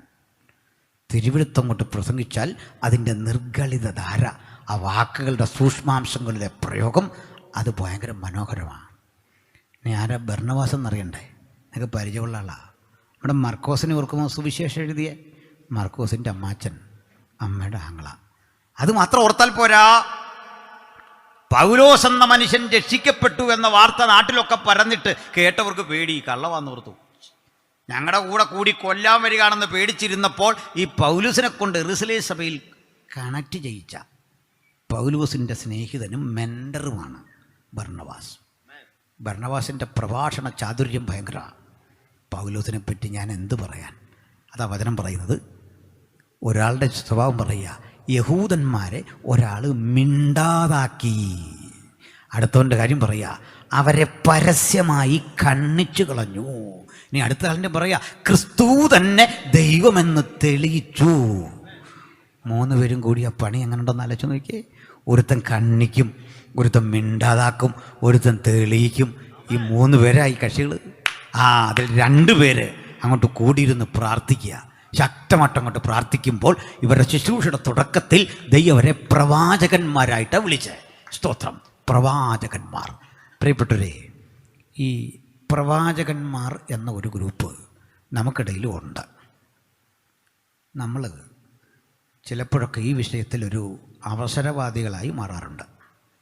ഈ മിക്ക പ്രഭാഷകരും പ്രവാചകന്മാരെ എടുത്തിട്ടങ്ങ് കളിയാക്കും. അവസരം വരുമ്പോൾ ഇവരെ വിളിക്കും. എന്തിനാന്ന് ഇരട്ടത്താപ്പ്? അതിൻ്റെ ആവശ്യമുണ്ടോ? തെറ്റായി പ്രവചിച്ച പ്രവാചകനുണ്ടെങ്കിൽ അവനെ വിമർശിക്കണം, വെറുതെ വിടരുത്, പ്രോഗ്രാമിന് വിളിക്കരുത്. പക്ഷെ ദൈവം എന്ന് ഉപയോഗിക്കുന്ന ആയിരക്കണക്കിനായ ദൈവദാസന്മാർ നമുക്കിടയിലില്ലേ? ഇല്ലേ? ഇല്ലെങ്കിൽ അവർ എഴുന്നേൽക്കാൻ പ്രാർത്ഥിക്കണം. ഞാൻ മുമ്പ് സൂചിപ്പിച്ച പോലെ നമ്മുടെ കുഞ്ഞുങ്ങളെയൊക്കെ ലക്ഷ്യമിട്ട് പ്രാർത്ഥിച്ച് സഭയിൽ പ്രവാചക ശുശ്രൂഷയുള്ളവർ വേണം. ധനപരമായ ആഗ്രഹമില്ലാതെ, ദ്രവ്യാഗ്രഹമില്ലാതെ യേശുവിനെ സേവിക്കുന്ന, പണസമ്പാദനത്തിന് വേണ്ടി സുവിശേഷത്തെ വിറ്റുകളയാത്ത, വ്യത്യസ്ത തരത്തിലുള്ള ശുശ്രൂഷയുള്ള, വെളിപ്പാടുള്ള, കാഴ്ചപ്പാടുള്ള, ദർശനമുള്ള, പോപ്പുലാരിറ്റിക്ക് വേണ്ടിയും പണത്തിനും വേണ്ടിയും ഇറങ്ങാത്ത കർമ്മനിരതരായ പ്രവാചകന്മാരെ സഭയ്ക്ക് ആവശ്യമുണ്ട്. ഒരു കാര്യം ഓർത്തുകൊള്ളണം, ഒരു ശുശ്രൂഷയും ദൈവം സ്ഥിരമായി ആർക്കും കൊടുക്കാറില്ല. പ്രവാചകനായിട്ടാ പൗലോസിൻ്റെ തുടക്കം, പിന്നെ പ്രവാചകനല്ല. ആ ശുശ്രൂഷ ദൈവം മാറ്റി മറ്റൊന്ന് അദ്ദേഹത്തിന് കൊടുത്തു. മനസ്സിലാകുന്നുണ്ടോ? പ്രാർത്ഥിച്ചുകൊണ്ടിരുന്നപ്പോൾ ചർച്ചിൽ ആരൊക്കെ ഉണ്ടെന്നാ വചനം പറയുന്നു. അന്ത്യോക്യയിലെ സഭയിൽ ബർന്നബാസ്, അവിടെ ഒരുത്തൻ്റെ പേരാണ് നീഗർ എന്ന് പേരുള്ള ശിമോൻ. ഇയാൾ പേരുകൊണ്ടൊരു ആഫ്രോ ഏഷ്യൻ വംശജനാണെന്ന് മനസ്സിലാക്കുന്നു. അവിടെ ബർന്നബാസ് എന്ന യഹൂദനുണ്ട്, ആഫ്രോ ഏഷ്യൻ വംശജനായ ഒരു ശിമോനുണ്ട്, പിന്നെ ഇനിയുണ്ട് അവിടെ മറ്റൊരു നീഗ്രോ വംശജനായ ലൂക്യോസ് എന്ന പേരുള്ള മറ്റൊരു ചങ്ങാതി ഉണ്ട്.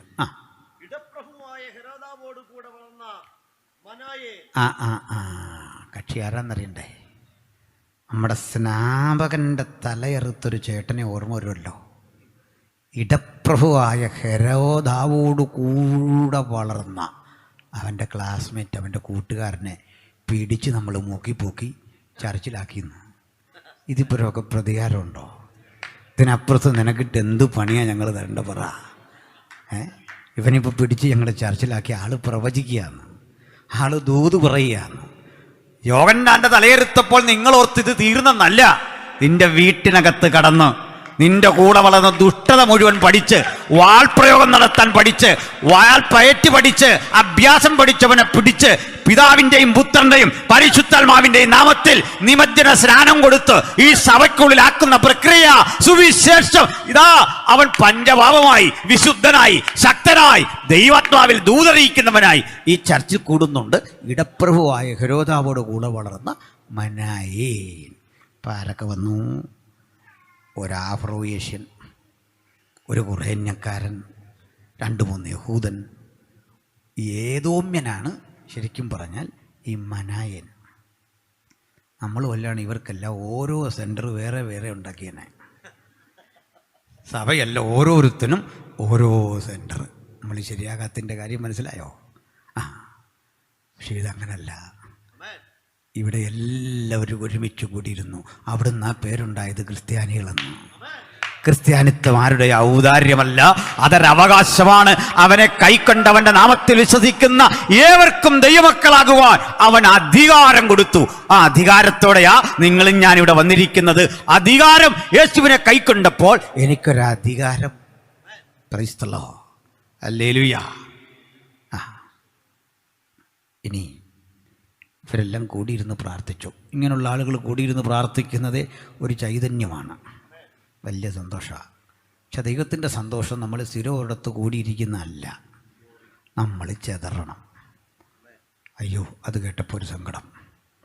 നമ്മളെ ഇന്ന് 100 പേരുണ്ടെങ്കിൽ 10 കൊല്ലം കഴിയുമ്പോഴേക്ക് വേറെ 1000 പേര് വരട്ടെ, നമ്മൾ ചെതറണമെന്ന്. ലോകത്തിൻ്റെ പലയിടങ്ങളിൽ സുവിശേഷം പറയാൻ പാകത്തിന് നമ്മൾ ചെതറണം. നമ്മുടെ തലമുറകൾ ചിതറണം. നമ്മുടെ പിതാക്കന്മാരോട് ചോദിക്ക്, അവരുടെ തലമുറകളെ ചോദിച്ചാൽ പറയും, ഒരുവൻ ടെക്സാസിൽ, ഒരുവൻ ഡാളസിൽ, ഒരുവൻ UAE, ഒരുത്തൻ കുവൈറ്റിൽ. ഇത് ദൈവത്താലുള്ളതാണ്. പക്ഷെ ഒരു കാര്യം, ഈ പോന്നവൻ സുവിശേഷം പറയണം. അപ്പോൾ പണി എളുപ്പമായി. നമ്മുടെ ജോലി അതാണ്. ആരും ഒന്നും ചെയ്യില്ല. സുവിശേഷം പറയാൻ നമ്മുടെ പക്കൽ ദൈവനെ കൊണ്ടുതരും. അല്ല അവസരം കിട്ടാനെന്ന് പ്രാർത്ഥിച്ചേ. ഒരവസരം കിട്ടാൻ കർത്താവ് ഇവനോട് സുവിശേഷം പറയാനൊരവസരം. നിങ്ങൾ രാജകൊട്ടാരത്തിൽ സേവനമനുഷ്ഠിച്ച് സുവിശേഷത്തിന് വിലക്കുകളുള്ള ഒരു അറബി രാജ്യത്തിലെ ജോലിക്കാരനാണെന്ന കുട്ടിക്കോ, പക്ഷെ തമ്പുരാനോട് വൈകിട്ടൊന്ന് പ്രാർത്ഥിച്ച് ഒരവസരം, I want to convey gospel to him, എനിക്കൊരവസരം നിന്നെക്കുറിച്ച് പറയാൻ. ഒരവസരമെന്ന് പറഞ്ഞാൽ തീർച്ചയായിട്ടും ഈ ഷെയ്ക്ക് നിന്നോട് പറയും ഒന്ന് പ്രാർത്ഥിക്കാൻ തലയിൽ കൈവച്ച്. അവൻ അസ്വസ്ഥത കൊടുക്കുന്ന ദൈവമാണ് നമ്മുടെ ദൈവം. അഹശ്വാരോശന് അസ്വസ്ഥത കൊടുത്തവൻ ഇന്നും ജീവിക്കുന്നു എന്ന സത്യം തിരിച്ചറിയി. ഒരു നാടിൻ്റെ മുഴുവൻ രക്ഷ നിന്നിലൂടെ അല്ലെന്ന് ആര് കണ്ടു? അതുകൊണ്ട് നമ്മുടെ പ്രാർത്ഥനയ്ക്ക് കരുത്തുണ്ടാകട്ടെ, ആരാധനയ്ക്ക് ശക്തി ഉണ്ടാകട്ടെ, കാഴ്ചപ്പാടുകൾക്ക് നിറം വരട്ടെ, സ്വപ്നങ്ങൾക്കും ദർശനങ്ങൾക്കും ശക്തി പകരട്ടെ. അതുകൊണ്ട് ആത്മാർത്ഥമായിട്ട് പ്രാർത്ഥിക്കണം. അങ്ങനെ പ്രാർത്ഥിച്ചു കൊണ്ടിരുന്നപ്പോൾ കിട്ടിയ ഒരു ദൂതാണ്. ശൗലിനെയും ബർന്നബാസിനെയും ഞാൻ വിളിച്ചിരിക്കുന്ന വേലയ്ക്ക് വേണ്ടി പ്രാർത്ഥിച്ചെന്നെ ഒന്ന് വേർതിരിക്കണം. സഭ പ്രാർത്ഥിച്ചു, വേർതിരിച്ചു. അവരെ പിറ്റേന്ന് ഒരു യാത്രയ്ക്ക് പുറപ്പെടുക. ഈ സഭയുടെ ശേഷി അറിയാമല്ലോ, ചെറിയൊരു ചർച്ച. അവർ പ്രാർത്ഥിച്ചെടുത്തൊരു കാണിക്ക ശേഖരം വഴിച്ചിലവിനും കപ്പൽ കൂലിക്കുമൊക്കെ ആയിട്ട് കൊടുത്തു. അത് കൈപ്പറ്റി. അത് കുറഞ്ഞു പോയോ കൂടിപ്പോയോ എന്നൊന്നും നോക്കിയില്ല. കിട്ടിയ നന്മയ്ക്ക് നന്ദി പറഞ്ഞുകൊണ്ട് രണ്ടാളുകൾ ഒരുമിച്ച് യാത്ര പുറപ്പെടുക. ഈ കൂടെ മർക്കോസും ഇവർക്കൊപ്പം കൂടി എന്തിരുവെടുത്ത് പറയുക. അന്ന് മർക്കോസ് തീരെ കൊച്ചുകുട്ടിയാ. സുവിശേഷം എഴുതിയ മർക്കോസ് ഇവരുടെ സഹായിയായി കൂടെയുണ്ട്. ഈ മൂന്നാളുകൾ ഒരുമിച്ചൊരു യാത്ര തുടർന്നു. ഇടയ്ക്ക് വെച്ച് മർക്കോസ് തിരിച്ചു പോന്നു. ഭയാശങ്കകൾ അദ്ദേഹത്തെ നേരിട്ടു. കൊച്ചുകുട്ടിയാണ്. അദ്ദേഹം തിരികെ പോന്നു. കൊടുങ്കാറ്റടിക്കുന്ന കപ്പലിലൂടെ, അഗാധകൃത്തങ്ങളും ചുഴികളുമുള്ള കടലിൻ്റെ പ്രതികൂലങ്ങളിലൂടെ, അതിനുശേഷം മലകളും പുഴകളും താഴ്വരകളും താണ്ടിക്കൊണ്ട് നടന്നും ഓടിയും കഷ്ടപ്പെട്ടും പട്ടിണി കിടന്നും ബുദ്ധിമുട്ടിയും അടിയറ്റു വാങ്ങിയും ജയിലിൽ കിടന്നും പീഡനമുറകൾക്ക് വിധേയരായും രണ്ടാളുകൾ ഒറ്റക്കിറങ്ങിത്തിരിക്കുന്നു, മറ്റാരുടെയും പിൻബലമില്ലാതെ. അപ്പോഴും അവർക്കൊരു കാര്യം അറിയാം, ഞങ്ങൾ രണ്ടും തനിച്ച് ഈ വഴി യാത്ര ചെയ്യുമ്പോൾ രാവളുക്കുവോളം കണ്ണീരൊഴുക്കി പ്രാർത്ഥിക്കുന്ന ഒരു സഭ ഞങ്ങൾക്ക് പിന്നിലുണ്ട്.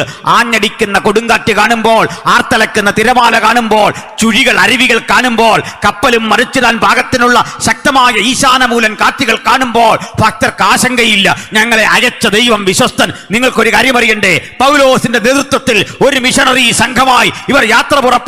ഒരു വട്ടം കറങ്ങി തിരിഞ്ഞു വരുമ്പോൾ അവർ പോയ മണ്ഡലങ്ങളിൽ ഉഗ്രപ്രതാപങ്ങൾ മുട്ടുകുത്തി, സാത്താന്റെ ശക്തികളുടെ കോട്ടകൾ കടപുഴകി, വമ്പൻ മരങ്ങൾ നിലംപരിയായി, വലിയ വലിയ പ്രവൃത്തികൾ, അത്ഭുതങ്ങൾ, അടയാളങ്ങൾ, വീരപ്രവൃത്തികൾ അവരിലൂടെ നടപ്പിലായി. അങ്ങനെ 1-ാം നൂറ്റാണ്ടിൽ ദൈവത്തിന്റെ സഭ ഒരു മണ്ഡലം മുഴുവൻ വ്യാപരിക്കാൻ അവരുടെ യാത്ര കാരണമായി. അനേക ദേശാധിപതികൾ അവരുടെ പ്രാർത്ഥനയ്ക്ക് കീഴിൽ അമർന്നു. അനേക ജനസാമാന്യങ്ങൾ, ഭൂതഗ്രസ്തരായിരുന്നവർ, മാരക രോഗങ്ങൾക്ക് അടിമപ്പെട്ടവർ, പൗലോസും ബർന്നബാസും അങ്ങോട്ട് പ്രാർത്ഥിച്ച് അവരെ വേർതിരിക്കുന്ന വേളയിൽ വലിയ ദൈവപ്രവൃത്തിക്ക് വിധേയരായി. ഈ പോകുന്ന യാത്രയിൽ ഒരു ചെറിയ പരീക്ഷണം അവർക്ക് നേരിട്ടു. ഒരിടത്ത് എന്നവരങ്ങോട്ട് പ്രസംഗിച്ചു. പ്രസംഗം അങ്ങോട്ട് കത്തിക്കയറുമ്പോൾ അവിടുത്തെ നാട്ടുപ്രമാണി, മുനിസിപ്പൽ കൗൺസിലർ ആൾക്കാരെല്ലാം വിളിച്ചു. പുരോഹിതനെ വിളിച്ചുകൊണ്ട് വന്നിട്ട് പൂമാലകൾ തുന്നിക്കൊണ്ടുവന്നു. ആ കൂടെ കാളകളെയും കൊണ്ടുവന്നിട്ട് പറഞ്ഞു, നിങ്ങൾ രണ്ടുപേരും മനുഷ്യരല്ല, ദേവന്മാരാണ്. നിങ്ങൾ സ്വർഗത്തിൽ നിന്ന് വന്നിരിക്കുക. അവർക്ക് മാർസ് എന്നും വീനസ് എന്നും പേരിട്ടു. മലയാള പരിഭാഷയിൽ ബുധനെന്നും ഇന്ദ്രനെന്നും പേരിട്ടു. കാളകളെ യാഗമർപ്പിക്കാൻ ശ്രമിച്ചു. ഭക്തി കയറി വല്ലാതായപ്പോൾ ചെയ്തൊരു പണിയാണ്, കാളകളെ അർപ്പിക്കാൻ തയ്യാറായി. നമ്മളാണ് എന്തു പറയും? നമ്മളാണെങ്കിൽ പറയാം, ഇപ്പോൾ അവരെ അറിവില്ലായ്മ കാണിക്കുക. നമ്മൾ അവിടെ അത് തിരുത്താൻ പോയാൽ രക്ഷയില്ല, ഭയങ്കര പാടാണ്. ഞാൻ കഴിഞ്ഞൊരു ദിവസം ഒരു പൊതുസമ്മേളനത്തിൽ പങ്കെടുക്കേണ്ടി വന്നു. പുരോഹിതന്മാരും ഒക്കെ ഉണ്ട്, ഞാനും ഉണ്ട്. അവിടെ നിലവിളക്ക് കൊളുത്തിയാണ് ഉദ്ഘാടനം. എന്നാൽ അത് നമ്മുടെ പൊതുവായൊരു പരിപാടിയല്ലേ, ബൈബിളിൽ നിലവിളക്കുണ്ടല്ലോ എന്നൊക്കെ പറഞ്ഞ് വ്യാഖ്യാനിച്ച് ആ കൂടെ കൂടിയില്ല. എന്നെ ക്ഷണിച്ചു. നോ, നിങ്ങൾ ചെയ്യുന്നതിനോടൊന്നും എനിക്ക് വിരോധമില്ല, ബട്ട് ഐ കനോട്ട്, സാധ്യമല്ല. എൻ്റെ കേസെടുക്കുമോ ഇങ്ങനെ പറഞ്ഞാൽ? എന്താണെന്ന് ചോദിച്ചാൽ എനിക്ക് പറ്റില്ല, അത്രേ ഉള്ളൂ. അതിന് വ്യാഖ്യാനമൊന്നുമില്ല, എനിക്ക് സാധിക്കില്ല, അത്രേ ഉള്ളൂ. That's all. അതെൻ്റെ റൈറ്റാണ്. മാറി നിൽക്കാനുള്ള എൻ്റെ അവകാശം എൻ്റെതാണ്. ഭക്തൻ മാറി നിൽക്കാൻ പഠിക്കട്ടെ. ചില സ്ഥലങ്ങളിൽ നിന്ന് എന്ത് നഷ്ടം വന്നാലും മാറി നിൽക്കാൻ പഠിക്കട്ടെ. അതിന് അവരെ ആക്ഷേപിക്കേണ്ട കാര്യമൊന്നുമില്ല. അത് ശരിയായ രീതിയല്ല. നമ്മുടെ യോഗത്തിനൊരാൾ അതിഥിയായി വന്നു, മന്ത്രി വന്നു, അല്ലെങ്കിൽ രാഷ്ട്രീയക്കാരൻ വന്നു, മറ്റൊരു മതസ്ഥർ വന്നു, അന്ന് മുഴുവൻ അവരെ അങ്ങ് വെട്ടുക ന്യായമായ കാര്യമൊന്നും അല്ലത്. മോശം, ചെയ്യരുതേ. കർത്താവിൻ്റെ വചനം കേൾക്കാൻ ആര് വന്നാലും സമൃദ്ധമായി പ്രസംഗിക്കണം, സ്നേഹത്തിൻ്റെ ആത്മാവിൽ സംസാരിക്കണം. അതാ വേണ്ടേ. ആക്ഷേപത്തിൻ്റെ വഴിയൊന്നും നമ്മുടെ വഴിയല്ല. കണ്ണനം വേറെയാണ്, ഈ സുവിശേഷത്തിൻ്റെ സ്വാന്തനം അത് മറ്റൊന്നാണ്. ഹല്ലേലൂയ. ഞാൻ പറഞ്ഞതേ, ഇവിടെ പൂമാല കഴുത്തിലിട്ട് കാളകളെ യാഗമർപ്പിക്കാൻ വന്നപ്പോൾ രണ്ടുപേരും വളരെ പ്രയാസപ്പെട്ടത് തടഞ്ഞു. ഇവരെ ഒന്ന് അടക്കാൻ പെട്ട പാട്, ഭയങ്കര പ്രയാസപ്പെട്ട് തടഞ്ഞു. അരുതേ, നിങ്ങൾ കാളയെ യാഗമർപ്പിക്കരുതേ. എന്നിട്ട് ഒന്നുകൂടി പറഞ്ഞു, നിങ്ങൾ ഈ വ്യർത്ഥ കാര്യങ്ങളെ വിട്ട് പിന്തിരിയണം. ആ പേരും കൂടെ ഇട്ടു.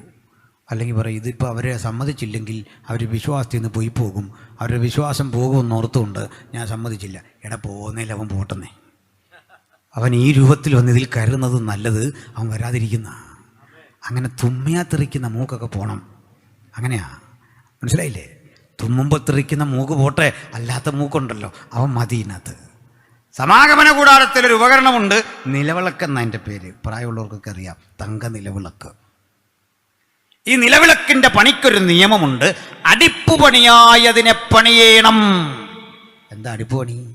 ഈ സ്വർണം മുഴുവൻ തീക്കുള്ളിലിട്ട് വേവിച്ച് ചുട്ട് ഉരുക്കി ഒറ്റ സ്വർണ്ണക്കട്ടിയായി ഒറ്റ സ്വർണ്ണക്കട്ടിയിൽ അടിച്ചു പണിയണം. അല്ലാതെ വേറെ കുറേ സ്വർണം കൊണ്ട് വെൽഡ് ചെയ്ത് വെക്കുന്ന പോലെ ഉരുക്കി ഒട്ടിച്ചു വെക്കാൻ പാടില്ല. എക്സ്ട്രാ ഫിറ്റിങ് പാടില്ല. എന്താ കാര്യം? എക്സ്ട്രാ ഫിറ്റിങ് കാണാനൊക്കെ ഭംഗിയ, പണി എളുപ്പമാണ്. പക്ഷേ ഇത് വൃത്തിയാക്കാൻ വേണ്ടി താഴെ തട്ടുമ്പോൾ മുകളിൽ നിളകും, മുകൾ ഭാഗം ശരിയാക്കി വരുമ്പോൾ ഇടയ്ക്കും നിളകും. അങ്ങനെ നമ്മുടെ കൂടെ നിന്നൊക്കെ ചിലർ ഇളകിപ്പോകും. പേടിക്കരുത്. അടിപ്പണിയാച്ച അവൻ പോകേണ്ടതാ, പണ്ടേ പോക്കണ്ട. ഒരാൾ പോയി കഴിഞ്ഞാൽ തീരുന്നല്ലിത്. ദൈവത്തിൻ്റെ സഭ എന്താന്നാ നീ വിചാരിച്ചേ? ഒരുത്തൻ പോയാൽ പൂട്ടിക്കെട്ടുന്ന ക്ലബ്ബല്ലിത്. ഒരുത്തൻ പോയി കഴിഞ്ഞാൽ തകർന്നു പോകുന്ന ചാരിറ്റബിൾ ട്രസ്റ്റ് അല്ലിത്. ഒരുത്തൻ നിർത്തിപ്പോയാൽ പൂട്ടിക്കെട്ടുന്ന പാർട്ടി അല്ലിത്. ഞാൻ എൻ്റെ സഭയെ പണിയും. പാതാള ഗോപുരങ്ങൾ അതിനെ ജയിക്കയില്ല. പാതാള ഗോപുരങ്ങൾക്ക് ജയിക്കാൻ കഴിയാത്ത ദൈവസഭയായത്. അതിനെ തകർക്കാൻ ഒരു ശക്തിക്കും സാധിക്കില്ല. Price the Lord. ഞാൻ നീട്ടണില്ല. ഏതായാലും ഇവരെ ഇത് ബന്ധപ്പെട്ട് തടഞ്ഞിട്ട് പറഞ്ഞത് വ്യർത്ഥ കാര്യമാണ്. ഈ കുരുത്ത പൂമാല ഞങ്ങളുടെ കഴുത്തിൽ ഇടരുതേ. ഈ കന്നുകാലികളെ ഞങ്ങളുടെ മുമ്പിൽ യാഗമർപ്പിക്കരുതേ. ഒന്നുകൂടി പറഞ്ഞു, ദൈവത്തിന് മഹത്വമർപ്പിക്കുക. ഹല്ലേലൂയ. ദൈവത്തിന് മഹത്വമർപ്പിക്കുക. ഈ യാത്രയിൽ ഒരു അനിഷ്ട സംഭവം ഉണ്ടായി. അത് പറഞ്ഞ് നമുക്ക് ക്രോഡീകരിക്കാൻ പറ്റും എന്ന് ഞാൻ പ്രതീക്ഷിക്കുന്നു. ഒന്നല്ല, നമ്മുടെ മർക്കോസേ യാത്രയിൽ കൂടെ കൂടിയിട്ട് ഇടയ്ക്ക് വച്ച് ഈ പ്രതിസന്ധി എല്ലാം കണ്ട ആൾ അങ്ങ് വിഷമിച്ചു. കനത്ത കാറ്റടിക്കുന്നു, തണുപ്പടിക്കുന്നു, കപ്പലിലെ യാത്ര വല്ലാത്ത പ്രയാസം. പുള്ളി കൊച്ചു കുട്ടിയാണ്. പുള്ളിക്കാരൻ പറഞ്ഞു, എനിക്ക് അമ്മച്ചിയെ കാണണം, മമ്മിയെ കാണണം, ഞാൻ പോവാ, എനിക്ക് പോയേ പറ്റൂ. ശല്യം സഹിക്കാതെ വന്നപ്പോൾ ഇന്നാണെങ്കിൽ നമുക്കൊരു ഓട്ടോ പിടിച്ചോ ടാക്സി പിടിച്ചോ മൊബൈലൊക്കെ ഉണ്ടല്ലോ, പറഞ്ഞ് വീട്ടിൽ വിടാം. പായ്ക്കപ്പലിൽ കാറ്റിൻ്റെ ഗതി അനുസരിച്ച് യാത്ര ചെയ്യുന്ന പഴയ കാലത്ത് ഈ പയ്യനെ തിരിച്ചു വിടാൻ പെട്ട പാട് വേറെ ആരെയല്ല, നമ്മുടെ സുവിശേഷം എഴുതിയ മാർക്കസേ.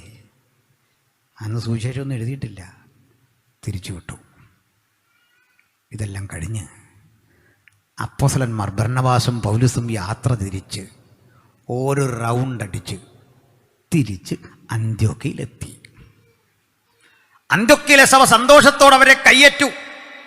ക്ഷീണിച്ച് ശരീരം തളർന്ന് വേണ്ടത്ര ഭക്ഷണമില്ലാതെ കഷ്ടപ്പെട്ട് തിരിച്ചെത്തിയെങ്കിലും ആത്മസന്തോഷത്തിന് ഒരു കുറവുമില്ലാതെ, ദൈവകൃപയ്ക്കൊരു കുറവുമില്ലാതെ തിരിച്ചെത്തുന്നത് കണ്ടപ്പോൾ ദൈവത്തിന്റെ ഭക്തന്മാരെ കണ്ടവർക്കൊരു കാര്യം പിടികിട്ടി. ഭക്തന്റെ ആരോഗ്യം കഴിച്ച ഭക്ഷണമല്ല, കുടിച്ച വെള്ളമല്ല, അനുഭവിക്കുന്ന ഭൗതിക നന്മയല്ല, പ്രാപിച്ച പരിശുദ്ധാത്മാവിന്റെ ബലമാണ്, ഉയരത്തിലെ കൃപയാണ് ഭക്തനെ നിലനിർത്തുന്ന യാഥാർത്ഥ്യം. അത് കണ്ട് സഭയങ്ങ് ആനന്ദിച്ചു. പലയിടത്ത് സഭയുണ്ടായ സംഭവം എല്ലാം കേട്ടപ്പോൾ അവർ ദൈവത്തിന് മഹത്വം കൊടുത്തു. ഇതെല്ലാം കേട്ട് നമ്മുടെ മാർക്കോസ് ഇരിക്കുക. പുള്ളി ഓർത്തു, അയ്യോ പോകേണ്ടതായിരുന്നു, കഷ്ടമായിപ്പോയി. നമ്മൾ എത്ര നല്ല നല്ല വഴികൾ മുടക്കിക്കളഞ്ഞു, എത്ര അവസരങ്ങൾ കളഞ്ഞു, ദൈവം ഉപയോഗിക്കേണ്ട എത്ര സന്ദർഭങ്ങൾ കളഞ്ഞു. കൊടുക്കും പ്രിയണ്ടേ. അടുത്ത ഘട്ടം ഇവർ വീണ്ടും സഭ കാണിക്ക ശേഖരിച്ച് രണ്ടുപേരെയും യാത്രയാക്കി. യാത്ര പുറപ്പെടാൻ ഒരുങ്ങുമ്പോൾ ദാ വരുന്നു മാർക്കോസ്. വീണ്ടും മാർക്കോസ് വരുന്ന കണ്ടപ്പോഴേ പൗലോസ് തിരിച്ചു നിന്ന് ചോദിച്ചു, കുഞ്ഞെങ്ങോട്ടാ? അങ്കിളെ ഞാനും വരുന്നു. എവിടെ? നിങ്ങളുടെ കൂടെ. പറ്റില്ല. അതെന്താ അങ്കിളെ? പറ്റില്ലെന്ന് പറഞ്ഞാൽ അത്രേ ഉള്ളൂ. അങ്കിളെ ഒരവസരം തായോ. കുഞ്ഞെ, നിന്നോട് പിണക്കമൊന്നും ഉണ്ടായിട്ടല്ല. ഞാനേ ശുശ്രൂഷയിൽ കോംപ്രമൈസ് ഇല്ലാത്ത ഒരാളാണ്.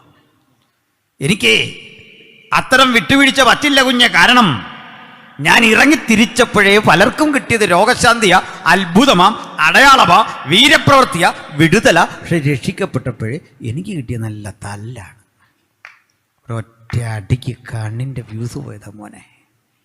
അതിനുശേഷം പേടിയാ. സ്വർഗീയ ദർശനത്തിന് അനുസരണ കാണിക്കുമ്പോഴൊക്കെ ഈ കരവൻ്റെ തലയ്ക്ക് മീതെ വന്നു നിന്നിട്ട് പറയും, നോ, അരുത് അരുത് അരുത്. ഈ ഉൾവിളി ഇങ്ങോട്ട് വന്നാൽ മുമ്പിൽ നിൽക്കുന്ന ആരാന്നൊന്നും എനിക്ക് ലക്ഷ്യമില്ല, ഞാൻ മൈൻഡ് ചെയ്യത്തേയില്ല. പിണക്കമുണ്ടായിട്ടല്ല, നീ ഇവിടെ ഇരീ. അവൻ കരഞ്ഞുകൊണ്ട് അങ്ങോട്ട് ചെന്നിട്ട് സ്വന്തം അങ്കിളിനോട് പറഞ്ഞു, അങ്കിളെ, പൗലോസ് അങ്കിള് കൊണ്ടുവന്നില്ല, എനിക്ക് ഭയങ്കര സങ്കടം, തെറ്റുതിരുത്താൻ ഒരവസരം താങ്കളെ. ബർണബാസ് എന്നിട്ട് പറഞ്ഞു, പൗലോസേ, ഇവൻ്റെ വീട്ടിലാണ് നമ്മുടെ ചർച്ച് തുടങ്ങിയേ. ഇവൻ്റെ അമ്മ വാരിക്കൊടുത്ത എത്ര ഭക്ഷണം നമ്മുടെ കർത്താവ് കഴിച്ചിട്ടുണ്ട്, അപ്പോസ്തലന്മാർ കഴിച്ചിട്ടുണ്ട്. അന്ന് അവനും ഈ ഭക്ഷണം പാകം ചെയ്യുന്നതിലും പണിയെടുക്കുന്നതിലൊക്കെ അമ്മയുടെ കൂടെ കൂടിയ നാണം കുണുങ്ങിയ ഒരു പയ്യനാ. അന്നവൻ കുഞ്ഞാ. അവനെയും യേശു അരികിൽ വിളിച്ച് തലയിൽ കൈവച്ചതല്ലേ. ഒരു തെറ്റങ്ങ് പുറക്ക് അവനെ കൂടി. പൗലോസ് പറഞ്ഞൊക്കെ ശരിയാണ്. മിനിസ്ട്രിയിൽ എനിക്ക് സിമ്പതിയില്ല, മിനിസ്ട്രിയിൽ എനിക്കത്തരം സെന്റിമെന്റ്സ് ആകാൻ കഴിയില്ല, എനിക്കതിനോട് യാതൊന്നും കൂട്ടിച്ചേർക്കാൻ കഴിയില്ല. അവിടെ വചനം കിടക്കുന്ന ഇങ്ങനെ, അവർ തമ്മിൽ ഉഗ്രവാദമുണ്ടായി. വാദമുണ്ടായി എന്നാ ബൈബിളിൽ എഴുതിയത്. എന്നിട്ട് തെറ്റിപ്പിരിഞ്ഞു. എന്തൊരു കഷ്ടം. ഇപ്പോൾ ഒരുത്തൻ്റെ അനുസരണക്കേട് സഹോദരന്മാരെ പോലെ കഴിഞ്ഞ് രണ്ടുപേരെ തമ്മിൽ തെറ്റിച്ചു. ആട്ടെ, ഞാൻ നിങ്ങളൊരു ചോദ്യം ചോദിക്കാം. പൗലോസാണോ ശരി, ബർണബാസാണോ? ഏതാണ് ശരി? പൗലോസാണ് ശരിയെങ്കിൽ വളരെ പെട്ടെന്ന് നമ്മുടെ ഹാള് പൂട്ടേണ്ടി വരും. ഇത്രയും കടുകട്ടി പോക്കാണെങ്കിൽ കാര്യങ്ങളുടെ മുമ്പോട്ടുള്ള പോക്ക് വലിയ കഷ്ടമാണ്. ആത്മാക്കൾ വരില്ലെന്ന് വിട്ടുവീഴ്ചയില്ലെങ്കിൽ. അപ്പോൾ ബർണബാസാണോ ശരി? ബർണബാസ് ആണെങ്കിലുള്ള കുഴപ്പം, സഭ മുഴുവൻ കൊച്ചുവീടി പോയിക്കുന്നതിനെ കൊണ്ട് നിറയും. അവൻ പെട്ടിക്കടയിൻ്റെ സൈഡിൽ തന്നെ തുടങ്ങും. അവൻ പാൻപരാഗ് അപ്പുറത്തിട്ട് വിറ്റിട്ട് പറയും കൃപയാണ്. അപ്പോൾ പിന്നെന്ത് ചെയ്യും? ഇതൊരു പാഠമാണ്, പഠിച്ചോണം. ബർണബാസോ ശരി, പൗലോസോ ശരി എന്ന് ചോദിച്ചാൽ പരിശുദ്ധാത്മാവ് നമുക്കൊരു ഉത്തരം തരുന്നു. രണ്ടിൻ്റെ ഇടയ്ക്കൊരു ശരിയുണ്ട്. രണ്ടിൻ്റെ ഇടയ്ക്കൊരു ശരി. വല്ലാതെ പൗലോസും ആകരുത്, വല്ലാതെ ബർണബാസും ആകരുത്. കെയർ കൊടുക്കണം, ശിക്ഷയും കൊടുക്കണം. വേണ്ടേ? ശിക്ഷയും കൊടുക്കണം. അതിന് കാരണമുണ്ട്. ഈ രണ്ടുപേരും രണ്ട് വഴിക്ക്. പൗലോസ് ശീലാസിനെ കുട്ടി ഒരു വഴിക്ക് പോയി, ബർണബാസ് ഈ മാർക്കസിനെ കൂട്ടി വേറൊരു വഴിക്ക് പോയി. അങ്ങോട്ട് പോകുമ്പോൾ ഈ ബർണ്ണബാസ് പറയുന്നുണ്ട്, കുഞ്ഞേ, നീ കാരണം എനിക്ക് നഷ്ടപ്പെട്ടതേ ജ്യേഷ്ഠനെപ്പോലെ ഞാൻ കരുതിയ, ഗുരുസ്ഥാനീയനായി ഞാൻ കണ്ട എൻ്റെ പ്രിയപ്പെട്ട പൗലോസിനെയാണ്. ആ മനസ്സ് മുറിഞ്ഞു നീ കാരണം. ക്രിസ്തു ഞങ്ങളുടെ ബന്ധങ്ങൾ ഒരിക്കൽ വീണ്ടും കൂട്ടിച്ചേർക്കട്ടെ. ഞങ്ങൾ തമ്മിൽ പകയില്ല, വിദ്വേഷമില്ല, പക്ഷെ കാരണക്കാരൻ നീയാ. വലിയ ചിലവുണ്ട് മകനെ നിന്നെ കൊണ്ടു നടക്കാൻ. എൻ്റെ ഹൃദയം മുഴുവൻ വിങ്ങുന്നു പൗലോസിനെ കുറിച്ച് ഓർക്കുമ്പോൾ. 100 കണക്കിന് കല്ലേറ് വരുമ്പോൾ എൻ്റെ ദേഹത്ത് വീഴാതിരിക്കെ സ്വന്തം ശരീരം കൊണ്ട് തടഞ്ഞ് ഓരോ മുറിവുകളും ഏറ്റുവാങ്ങി, അടി വരുമ്പോൾ, പീഡ വരുമ്പോൾ ചങ്കുറപ്പോടെ മമ്പിൽക്കരി നിന്നുകൊണ്ട് യേശു നിമിത്തം സുവിശേഷത്തിന്റെ ജയക്കൊടി ഉയർത്തിയ ഒരു മാതൃകാ പുരുഷന്റെ ബന്ധം എനിക്ക് നഷ്ടപ്പെട്ടു പോയി. നമുക്കൊക്കെ ജീവിതത്തിൽ ഇങ്ങനെ ബന്ധങ്ങൾ നഷ്ടപ്പെട്ടിട്ടുണ്ടെങ്കിൽ ഒന്ന് ഉറപ്പാക്കിക്കോ, നീ നിലകൊള്ളുന്ന സത്യത്തിന് വേണ്ടി ഒരു കാലഘട്ടം നിനക്ക് വരുന്നുണ്ട്. നഷ്ടപ്പെട്ടു പോയ ബന്ധങ്ങളുടെ ചങ്ങല കണ്ണികൾ വിളക്കി ചേർക്കുന്ന ദൈവകൃപയുടെ ഒരു വ്യാപാരം. തെറ്റിദ്ധാരണ പേരിൽ ഒക്കെ അറ്റുപോയ ബന്ധങ്ങൾ ഒരിക്കൽ കൂടി പുനഃസ്ഥാപിക്കപ്പെടും. ഭാരം വേണ്ട, പ്രയാസം വേണ്ട, നിഷ്കളങ്കരായി നീ യേശുവിനെ സേവിക്കാൻ ഇറങ്ങിത്തിരിക്കുക. എല്ലാ തെറ്റിദ്ധാരണയും മാറുന്ന ഒരു ദിവസമുണ്ട്. Hallelujah, praise the Lord. അന്നേ മാർക്കോസ് തീരുമാനിച്ചു, ഞാൻ ഉഴപ്പൊക്കെ കളയുക. അങ്ങയുടെ വേദന ഞാൻ മനസ്സിലാക്കുന്നു. ഇനിയില്ലൊരിക്കലും ഞാൻ കഴിവ് കെട്ടണമെന്ന് ലോകം പറയുമ്പോൾ, പ്രാപ്തനല്ലെന്ന് ലോകം കരുതിയപ്പോൾ, എൻ്റെ സമർപ്പണത്തിൽ കുറവുണ്ടെന്ന് പൗലോസ് കരുതിയപ്പോൾ, ആ വാക്കിലും ഞാൻ അദ്ദേഹത്തോട് പക വച്ചില്ല. ഞാൻ മനസ്സിലാക്കുന്നു, ഒരു കുറ്റം എന്നിലുണ്ട്, ഒരു കുറവെന്നിലുണ്ട്. സുവിശേഷത്തിൻ്റെ വ്യാപ്തിക്ക് അധ്വാനിക്കാൻ ഏതോ ഒരു കുറവ് എന്നിലും നിന്നിലുമുണ്ടെന്ന് തിരിച്ചറിവ് ദൈവത്തിൻ്റെ പരിശുദ്ധാത്മാവ് തരുന്നെങ്കിൽ ആരുമറിയാതെ നമുക്കിന്ന് രാത്രി ഏറ്റുപറഞ്ഞ് ഉപേക്ഷിക്കാം. എവിടെയോ കത്തിജ്വലിക്കാൻ കഴിയാത്ത ഒരു അപാകത എന്നിലുണ്ട്, അത് തിരുത്തുന്ന ഒരു ദിവസത്തെ കാത്തു ഞാൻ ഇരിക്കുന്നു. രണ്ടുപേരും രണ്ട് വഴിക്ക് പോകുമ്പോൾ, ഉള്ളിൻ്റെ ഉള്ളിൽ നീറിപ്പുകയുന്ന ഈ വേദനയോടെ പോകുമ്പോൾ, തമ്പുരാൻ ഒന്നുറപ്പിച്ചു, മകനെ, ഞാൻ നിന്നെ ഒരു നാളും അനാഥനായി വിടുകയില്ല, കൈവിടുകയില്ല. അതുകൊണ്ട് ചരിത്രത്തിലെ ആദ്യത്തെ സുവിശേഷം എഴുതാൻ മത്തായി അല്ല, ആദ്യത്തെ സുവിശേഷം മാർക്കോസാണ്. യേശുവിൻ്റെ ശിഷ്യനല്ലാത്ത, 12 പേരിൽ പെടാത്ത സാധുവായ മാർക്കോസിനെ കൊണ്ട് ആദ്യത്തെ സുവിശേഷം എഴുതിച്ചിട്ട് ആ സുവിശേഷത്തെ കേന്ദ്രീകരിച്ച ബാക്കി 3 പിറവി കൊള്ളുന്നത്, ആ കാലക്കണക്കുകളെ ആധാരമാക്കിയ ബാക്കി മുഴുവൻ പിറവി കൊള്ളുന്നതെങ്കിൽ ഈ രാത്രി ദൈവത്തിന് കൊള്ളാകുന്നവരായി പ്രയോജനപ്പെടുന്ന മാർക്കോസിനെ പോലെ ചില ധീര പടയാളികളെ സ്വർഗത്തിലെ ദൈവം ആഗ്രഹിക്കുന്നെങ്കിൽ, ലോകം തള്ളിക്കളഞ്ഞ സ്ഥാനത്ത്, സഹപ്രവർത്തകർ തള്ളിക്കളഞ്ഞ സ്ഥാനത്ത് എന്നിലൊരു ശുശ്രൂഷയുണ്ട്, എന്നിൽ ദൈവത്തിൻ്റെ ഒരു നിക്ഷേപമുണ്ട് എന്ന തിരിച്ചറിവിൽ അദ്ദേഹം ശക്തനായി മുമ്പോട്ട് പോയി. ഒന്ന് പറഞ്ഞ് അവസാനിപ്പിക്കാം. കാലമേറെ കഴിഞ്ഞപ്പോൾ നമ്മുടെ പൗലോസ് പരിശീലനായി ഒരു ജയിലറക്കുള്ളിൽ കിടക്കുക. ആ മനസ്സ് മുഴുവൻ ആത്മചിന്താഗതിയുടെ വലിയ തിരത്തള്ളല. അദ്ദേഹത്തിന് ഒത്തിരി എഴുതാനും പറയാനും ഒക്കെ ഉണ്ട്, ഒത്തിരി ആശയങ്ങൾ കൺവിൻസ് ചെയ്യിക്കാനുണ്ട്. അത് എഴുതിയെടുക്കാൻ ആൾ വേണം, എഴുതാൻ അവിടെ സൗകര്യമില്ല. പ്രിയപ്പെട്ടവരെ, ബൈബിൾ തുറന്ന് ഓരോ ഭാഗം വായിക്കുമ്പോൾ ഇത് പിറവി കൊണ്ട സ്ഥലത്തെക്കുറിച്ചുകൂടി ഓർക്കണം. റോമിലെ ജയിലുകൾ വലിയ ഗുഹകളാ. ആ ഗുഹയ്ക്ക് അഴിയിട്ടിരിക്കുക. ആ ഗുഹ താഴേക്ക് കുഴിച്ച് 90 ഡിഗ്രി ആംഗിളിൽ പടിക്കെട്ടുണ്ടാക്കി 20-25 അടി താഴ്ചയിൽ ഒരു കിണറ്റിലാ ജയില്. ഇതിൻ്റെ അപ്പുറത്തും ഇതുപോലൊരു കിണർ. ഇവ തമ്മിൽ ഒരു ചെറിയ സുഷിരം. ഇങ്ങനെ കാലിലൊക്കെ പൊങ്ങി നോക്കിയാൽ അപ്പുറത്ത് കിടക്കുന്ന ആളിനെ ഒരു ഇരുണ്ട വെളിച്ചത്തിൽ കാണാം. ഇതാ സഹബദ്ധനായ മർക്കോസ് എന്നൊക്കെ പറയുമ്പോൾ നമ്മൾ വായിച്ചിട്ടില്ലേ, അപ്പുറത്ത് തടവിൽ കിടപ്പുണ്ടെന്ന്. അതുവഴി ആ പേരുമൊക്കെ ചോദിച്ചെന്ന് വിവരങ്ങളൊക്കെ ചോദിച്ച് മനസ്സിലാക്കുന്നത്. അവിടെ ഒരു ചെറിയ കുഴി ദിനകൃത്യങ്ങൾ നിർവഹിക്കാനാണ്. ഇടയ്ക്കിടയ്ക്ക് വെള്ളമൊഴിച്ച് ഓവുചാൽ വഴി ഇത് വൃത്തിയാക്കിയെടുക്കും. പുതയ്ക്കാനും ഉടുക്കാനും ധരിക്കാനും ഒരു ചാക്ക് കഷണം. ഈ ഇവിടെ കിടക്കുമ്പോൾ കാണാനെത്തുന്ന ആളുകൾ ഈ അഴിക്കപ്പുറത്ത് നിന്ന് ഇങ്ങനെ തലയുയർത്തി താഴേക്ക് നോക്കും. ക്ഷമിക്കണം, ഞാൻ ഇത്തരം പല ജയിലുകൾ നേരിട്ട് കാണാനുള്ള അവസരമുണ്ടായി. യേശുവിൻ്റെ കല്ലറക്കരികിൽ വെച്ച് പോലും ഞാൻ പൊട്ടിക്കരഞ്ഞില്ല. പക്ഷേ പൊട്ടിക്കരഞ്ഞത് പൗലോസിനെ പോലെയുള്ള ആളുകൾ സമയം ചിലവഴിച്ച ഈ കല്ലറകൾ, ഈ ഗുഹകൾ കണ്ട്, ആ ജയിലുകൾ കണ്ട് ഹൃദയം നിറഞ്ഞു. കാരണം അവിടെ കിടന്ന് ഒരു ലേഖനം എഴുതേണ്ടി വരുമ്പോൾ താഴെ കിടന്ന് ഉച്ചത്തിൽ മുകളിലേക്ക് പറഞ്ഞു കൊടുക്കും. മുകളിലേക്ക് പറഞ്ഞു കൊടുക്കുമ്പോൾ ഒരു സില്വാനോസോ ഒരു സ്വസ്തനേസോ അടുത്ത് വന്നിട്ട് കാതുകൂർപ്പിച്ച് കേട്ടാണ് 10-16 അധ്യായങ്ങൾ വരുന്ന റോമർക്കെഴുതിയ ലേഖനവും മറ്റും എഴുതുന്നതെങ്കിൽ ആ പുസ്തകം കയ്യിലെന്തിയാണ് ഇന്ന് രാത്രി ദൈവത്തിൻ്റെ ജനം ഇവിടെ വന്നതെങ്കിൽ അത് വായിക്കാൻ അമാന്തം വിചാരിക്കണ്ട. തീയിൽ കുരുത്ത് നമുക്ക് വെയിലത്ത് വാടാൻ സാധിക്കില്ല. പ്രതികൂലങ്ങളുടെ കനത്ത ഇരുണ്ടഴികൾക്കുള്ളിൽ നിന്ന് നാം പ്രാപിച്ചെടുത്ത ജീവന്റെ ചൈതന്യമുള്ള വചനമാ വിശുദ്ധ തിരുവെഴുത്ത്. അത് പ്രാപിച്ച ഇടം അവിടെയാ. അപ്പോൾ ഇങ്ങനെ പകർത്തി എഴുതാൻ എനിക്ക് ചിലരെ വേണം. പൗലോസ് മരിക്കാൻ സമയമെടുത്തു, മരിക്കുമെന്നുറപ്പായി. അദ്ദേഹത്തിൻ്റെ ഈ മരണവിധി എഴുതിയ പകർപ്പ് റോമൻ ഭരണകൂടം കൊണ്ട് ഈ കിടക്കുന്ന ജയിലിൻ്റെ മുകളിൽ വായിക്കാൻ പാകത്തിന് ഒട്ടിച്ചു വെക്കും. അതായത് പണിഷ്മെൻറ്റ്, ശിക്ഷയെക്കുറിച്ചുള്ള അറിയിപ്പ്. അത് താഴെ കിടന്ന് വായിക്കാം. ഇത് ഒട്ടിക്കുമ്പോഴേ, ആണിയടിച്ച് പലക തൂക്കുമ്പോഴേ അറിയാം എന്തോ ഭീകരമായ അറിയിപ്പാണ്.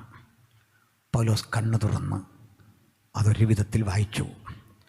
താർസോസിലെ ശൗലെന്നറിയപ്പെടുന്ന പൗലോസായ താങ്കളെ രാജ്യത്ത് നിലനിൽക്കുന്ന നിയമം ചുമത്തി അതിൻ്റെ നിയമലംഘന നിമിത്തം സുവിശേഷം പ്രസംഗിച്ചുവെന്ന കുറ്റം ചുമത്തി ഇതിനാൽ വധശിക്ഷയ്ക്ക് വിധിച്ചിരിക്കുന്നു. നാളെ മുതൽ ഏത് ഘട്ടവും ഈർച്ചവാളിനാൽ താങ്കൾ കൊല്ലപ്പെടാം. എന്താ ഈർച്ചവാൾ? തടിയിറക്കുന്ന വാള്. മനുഷ്യ ശരീരത്തോട് തടിക്കട്ടകൾ ചേർത്ത് വെച്ച് കെട്ടിയിട്ട് തടിയിറക്കുന്ന വാളുകൊണ്ട് കാൽ മുതൽ പതുക്കെ പതുക്കെ വെട്ടി മുറിച്ചെടുക്കുന്ന ഭാഗം കഴുകന് തിന്നാനിട്ട് കൊടുക്കും, നായ്ക്കൾക്കും നരികൾക്കും തിന്നാനിട്ട് കൊടുക്കും. വാളിനാൽ കുത്തിയ മാംസക്കഷണങ്ങൾ എടുത്തിങ്ങനെ എറിഞ്ഞു കൊടുക്കും. ഈ ശിക്ഷ, ഇത് മാനസികമായി കൂടി ഭയപ്പെടുത്താനാ ഈ ശിക്ഷ. ഇവിടെ വരുന്നവരും മനസ്സിലാക്കണം, വാളിൻ്റെ വായ്ത്തലക്ക് നിന്നെ തുണ്ടം തുണ്ടമാക്കുമെന്ന് എഴുതി വെച്ച സ്ഥലത്തേക്കാ ചങ്കുറപ്പോടെ തിമത്തിയോസ് കാണാൻ ചെല്ലുന്നത്. ആ സ്ഥലത്തേക്കാ ശീലാസ് കാണാൻ ചെല്ലുന്നത്. ആ സ്ഥലത്തേക്കാ ഭയമില്ലാതെ കാണാൻ ചെല്ലുന്നതെങ്കിൽ ഈ രാത്രി സുവിശേഷം ഭയത്തെ അകറ്റുന്നതാണ്, ഭീതിയെ അകറ്റുന്നതാണ്, അത് ധൈര്യത്തിൻ്റെതാണ്, ആശങ്കകളെ അതിജീവിക്കുന്നതാണ്. ഇത് കണ്ടൊന്നും പിന്തിരിഞ്ഞോടാത്ത അതിമഹത്തായ സന്ദേശം, അതാണ് സുവിശേഷമെങ്കിൽ ആ സുവിശേഷത്തിന്റെ സത്യം ഞങ്ങൾ ആവർത്തിക്കട്ടെ. മറ്റൊരുത്തലും രക്ഷയില്ല. നാം രക്ഷിക്കപ്പെടുവാൻ ആകാശത്തിന് കീഴിൽ മനുഷ്യരുടെ ഇടയിൽ നൽകപ്പെട്ട ഒരേ ഒരു നാമം കർത്താവായ യേശു ക്രിസ്തുവിന്റെ നാമം. ആ കിടപ്പി ഈ മരണമൊഴി വായിച്ചിട്ടൊന്നും പൗലോസ് പേടിച്ചില്ല. ഇതെല്ലാം കാട്ടി ഞങ്ങളെ പേടിപ്പിക്കാവോ? നടക്കൂല. ഞങ്ങളൊക്കെ നേരിടുന്ന ചില പ്രശ്നങ്ങളുണ്ട്, നിങ്ങൾക്കറിയാം. ഞാനതൊന്നും ആയി പൊതുവിൽ പരാമർശിക്കാത്ത. എന്നോടൊരിക്കൽ പറഞ്ഞു പോലീസിനെ തരാം പ്രൊട്ടക്ഷന്, തോക്കിന് ലൈസൻസ് തരാം. ഞാൻ പറഞ്ഞു എൻ്റെ പൊന്നു സാറേ, ഇതൊക്കെ ഉണ്ടായിരുന്ന ആളല്ലേ രാജീവ് ഗാന്ധി, നിങ്ങൾക്ക് രക്ഷിക്കാൻ പറ്റുമോ? ഇല്ല. പിന്നെ ഇതൊന്നും കണ്ട് ഞങ്ങൾ പേടിക്കില്ല. ഞങ്ങൾ ആരാന്നാ നീ വിചാരിച്ചേ? നിനക്ക് ആൾ മാറിപ്പോയി. അഡ്രസ്സ് പഠിക്കണം നീ അഡ്രസ്സ് പഠിച്ചിട്ട് ഇറങ്ങാവുള്ളൂ. തല്ലാൻ, കൊല്ലാൻ, വെട്ടാൻ, ഇല്ലായ്മ ചെയ്യാൻ നീ വിലാസം പഠിക്കണം. ക്രൈസ്തവ സഭയുടെ ചരിത്രത്തിൽ രേഖപ്പെടുത്തി വെച്ചിരിക്കുന്ന ഞങ്ങളുടെ പൂർവികരുടെ അനുഭവ താളുകൾ ഒന്ന് വായിച്ചു നോക്കണം. ഞങ്ങൾ പടപൊരുതി വന്ന ഒരു ജനസമൂഹമാണ്. ഞങ്ങൾ നീന്തിക്കിടന്ന് കണ്ണീർ ചാലുകളാണ്. ഞങ്ങൾ കടന്നു വന്ന അതിജീവനത്തിന്റെ വഴികൾ, അതിന്റെ ചരിത്രം പരതികൾ മനസ്സിലാകും. എന്താണ് ക്രിസ്ത്യാനിത്വത്തിന്റെ വ്യതിരിക്തത? കേൾക്കണേ. ഈ കിടപ്പിക്കിടുന്ന പൗലോസ് ജീവിത സായന്തനത്തിലെ അവസാനത്തെ കത്തുകൾ എഴുതുന്നത് അതാ നമ്മൾ വായിക്കുന്ന 1-2 തിമത്തിയോസും തീത്തോസും. പാസുമാർക്കുള്ള കത്തെല്ലാം അവിടെ കിടന്ന് എഴുതിയതാ. നമ്മളതെല്ലാം ഓർത്ത് നേരെ ജീവ പോകണം നമ്മളെല്ലാം കേട്ടോ. സ്തോത്രം. ആ കനത്ത ജീവിത പ്രതിസന്ധിക്കകത്ത് വെച്ച് പറയാ, മകനെ തിമത്തിയോസേ, എനിക്ക് ഈ ഗതി വന്ന് നിനക്കൂടി ഇത് വരരുതെന്നല്ല. മകനെ തിമത്തിയോസേ, ക്രിസ്തു യേശുവിൻ്റെ കൃപയാൽ ശക്തിപ്പെട്ടോണം. എന്നിട്ട് പറയാ, ഞാനിപ്പോൾ തന്നെ പാനീയയാഗമായി ഒഴിക്കപ്പെടുന്നു. എന്താ സകല യാഗവും നടത്തി കഴിഞ്ഞാൽ അവശേഷിക്കുന്ന കുറേ ചാരവോ കുറേ എല്ലും കഷ്ണമോ ഒക്കെ കാണും, നമുക്കറിയാമല്ലോ. പക്ഷേ പാനീയ യാഗം ഉണ്ടല്ലോ, അവനെ അങ്ങോട്ട് പ്രയോഗിച്ചാൽ ഈ പാനപാത്രത്തിൽ പിന്നെ ഒന്നുമില്ല. എൻ്റെ ജീവിതം എന്താണ്ട് ഇങ്ങനെ പാനപാത്രമായി, പാനീയയാഗമായി ഒഴിക്കപ്പെട്ടിരിക്കുന്നു. ഞാൻ നല്ലപോലെ പൊരുതു ഓട്ടം തികച്ച് വിശ്വാസം കാത്തു, ഇനി നീതിയുടെ കിരീടം എനിക്കായി വെച്ചിരിക്കുന്നു എന്ന പ്രഖ്യാപനത്തോടെ പൗലോസ്ലീഹ തൻ്റെ മുമ്പിൽ ഒട്ടിച്ചു വെച്ച ഈ കണ്ട വാർത്താവോട് വായിച്ച് ഞെട്ടിയില്ല.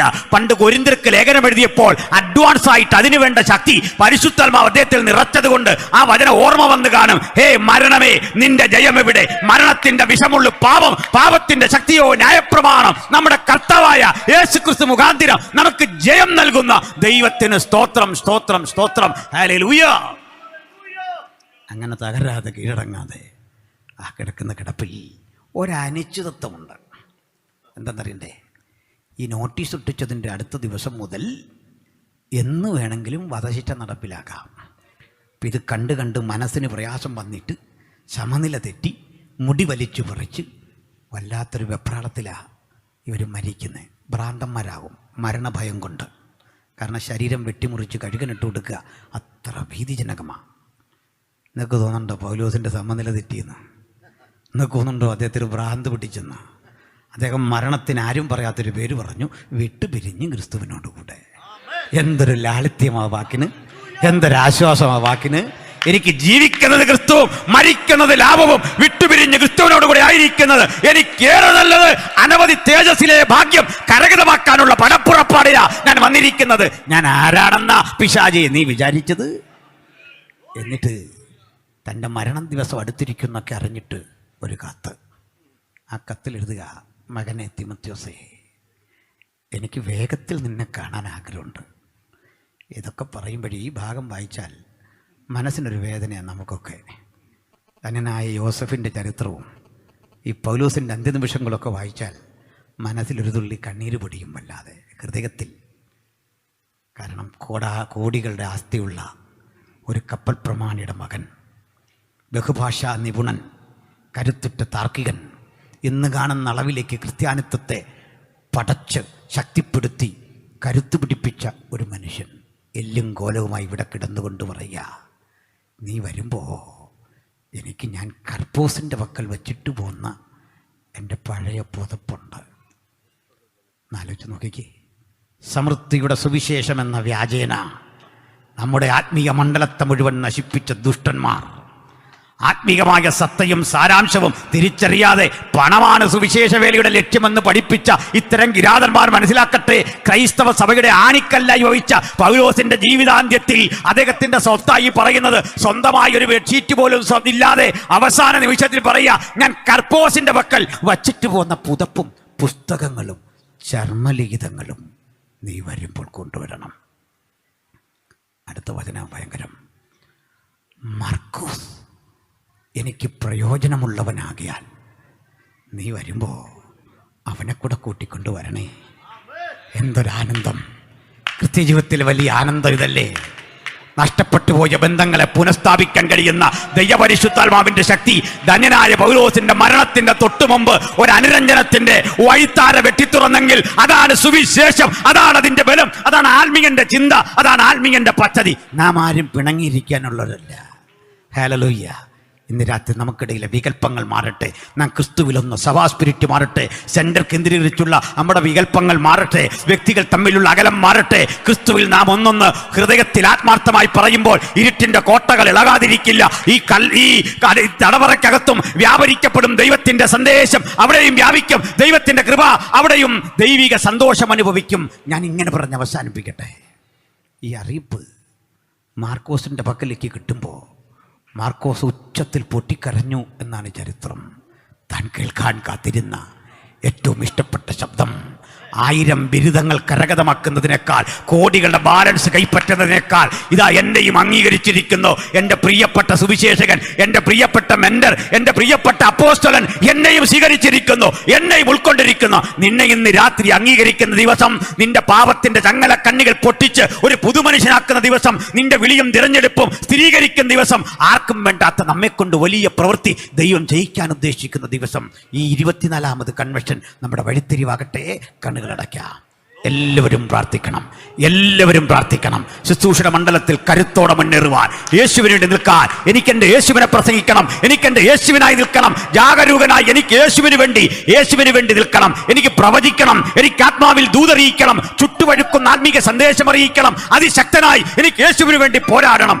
ഞാൻ മാത്രമല്ല, എൻ്റെ തലമുറ യേശുവിനെ പ്രസംഗിക്കണം. അവൻ ജോലിയോ അല്ലാതെയോ എങ്ങനെയോ അതൊക്കെ ദൈവത്തിന്റെ പദ്ധതി. പക്ഷെ എൻ്റെ മകൻ പ്രവചിക്കട്ടെ, എൻ്റെ മകൾ പ്രവചിക്കട്ടെ, എൻ്റെ മകൾ സുവിശേഷം അറിയിക്കട്ടെ, അവൻ വെളിപ്പാടുള്ളവനാകട്ടെ, അവൻ ദൈവകൃപയുള്ളവനാകട്ടെ, മർക്കോസിനെ പോലെ ദൈവത്തിന് പ്രയോജനപ്പെടട്ടെ. ആഗ്രഹിക്കുന്നവർ മാത്രം ആത്മസമർപ്പണം ചെയ്തവർ മാത്രം കരമുയർത്തി ഒരിക്കൽ കൂടി സമർപ്പണം ചെയ്താട്ടെ, ഒരിക്കൽ കൂടി സമർപ്പണം ചെയ്താട്ടെ. യേശുവിൻ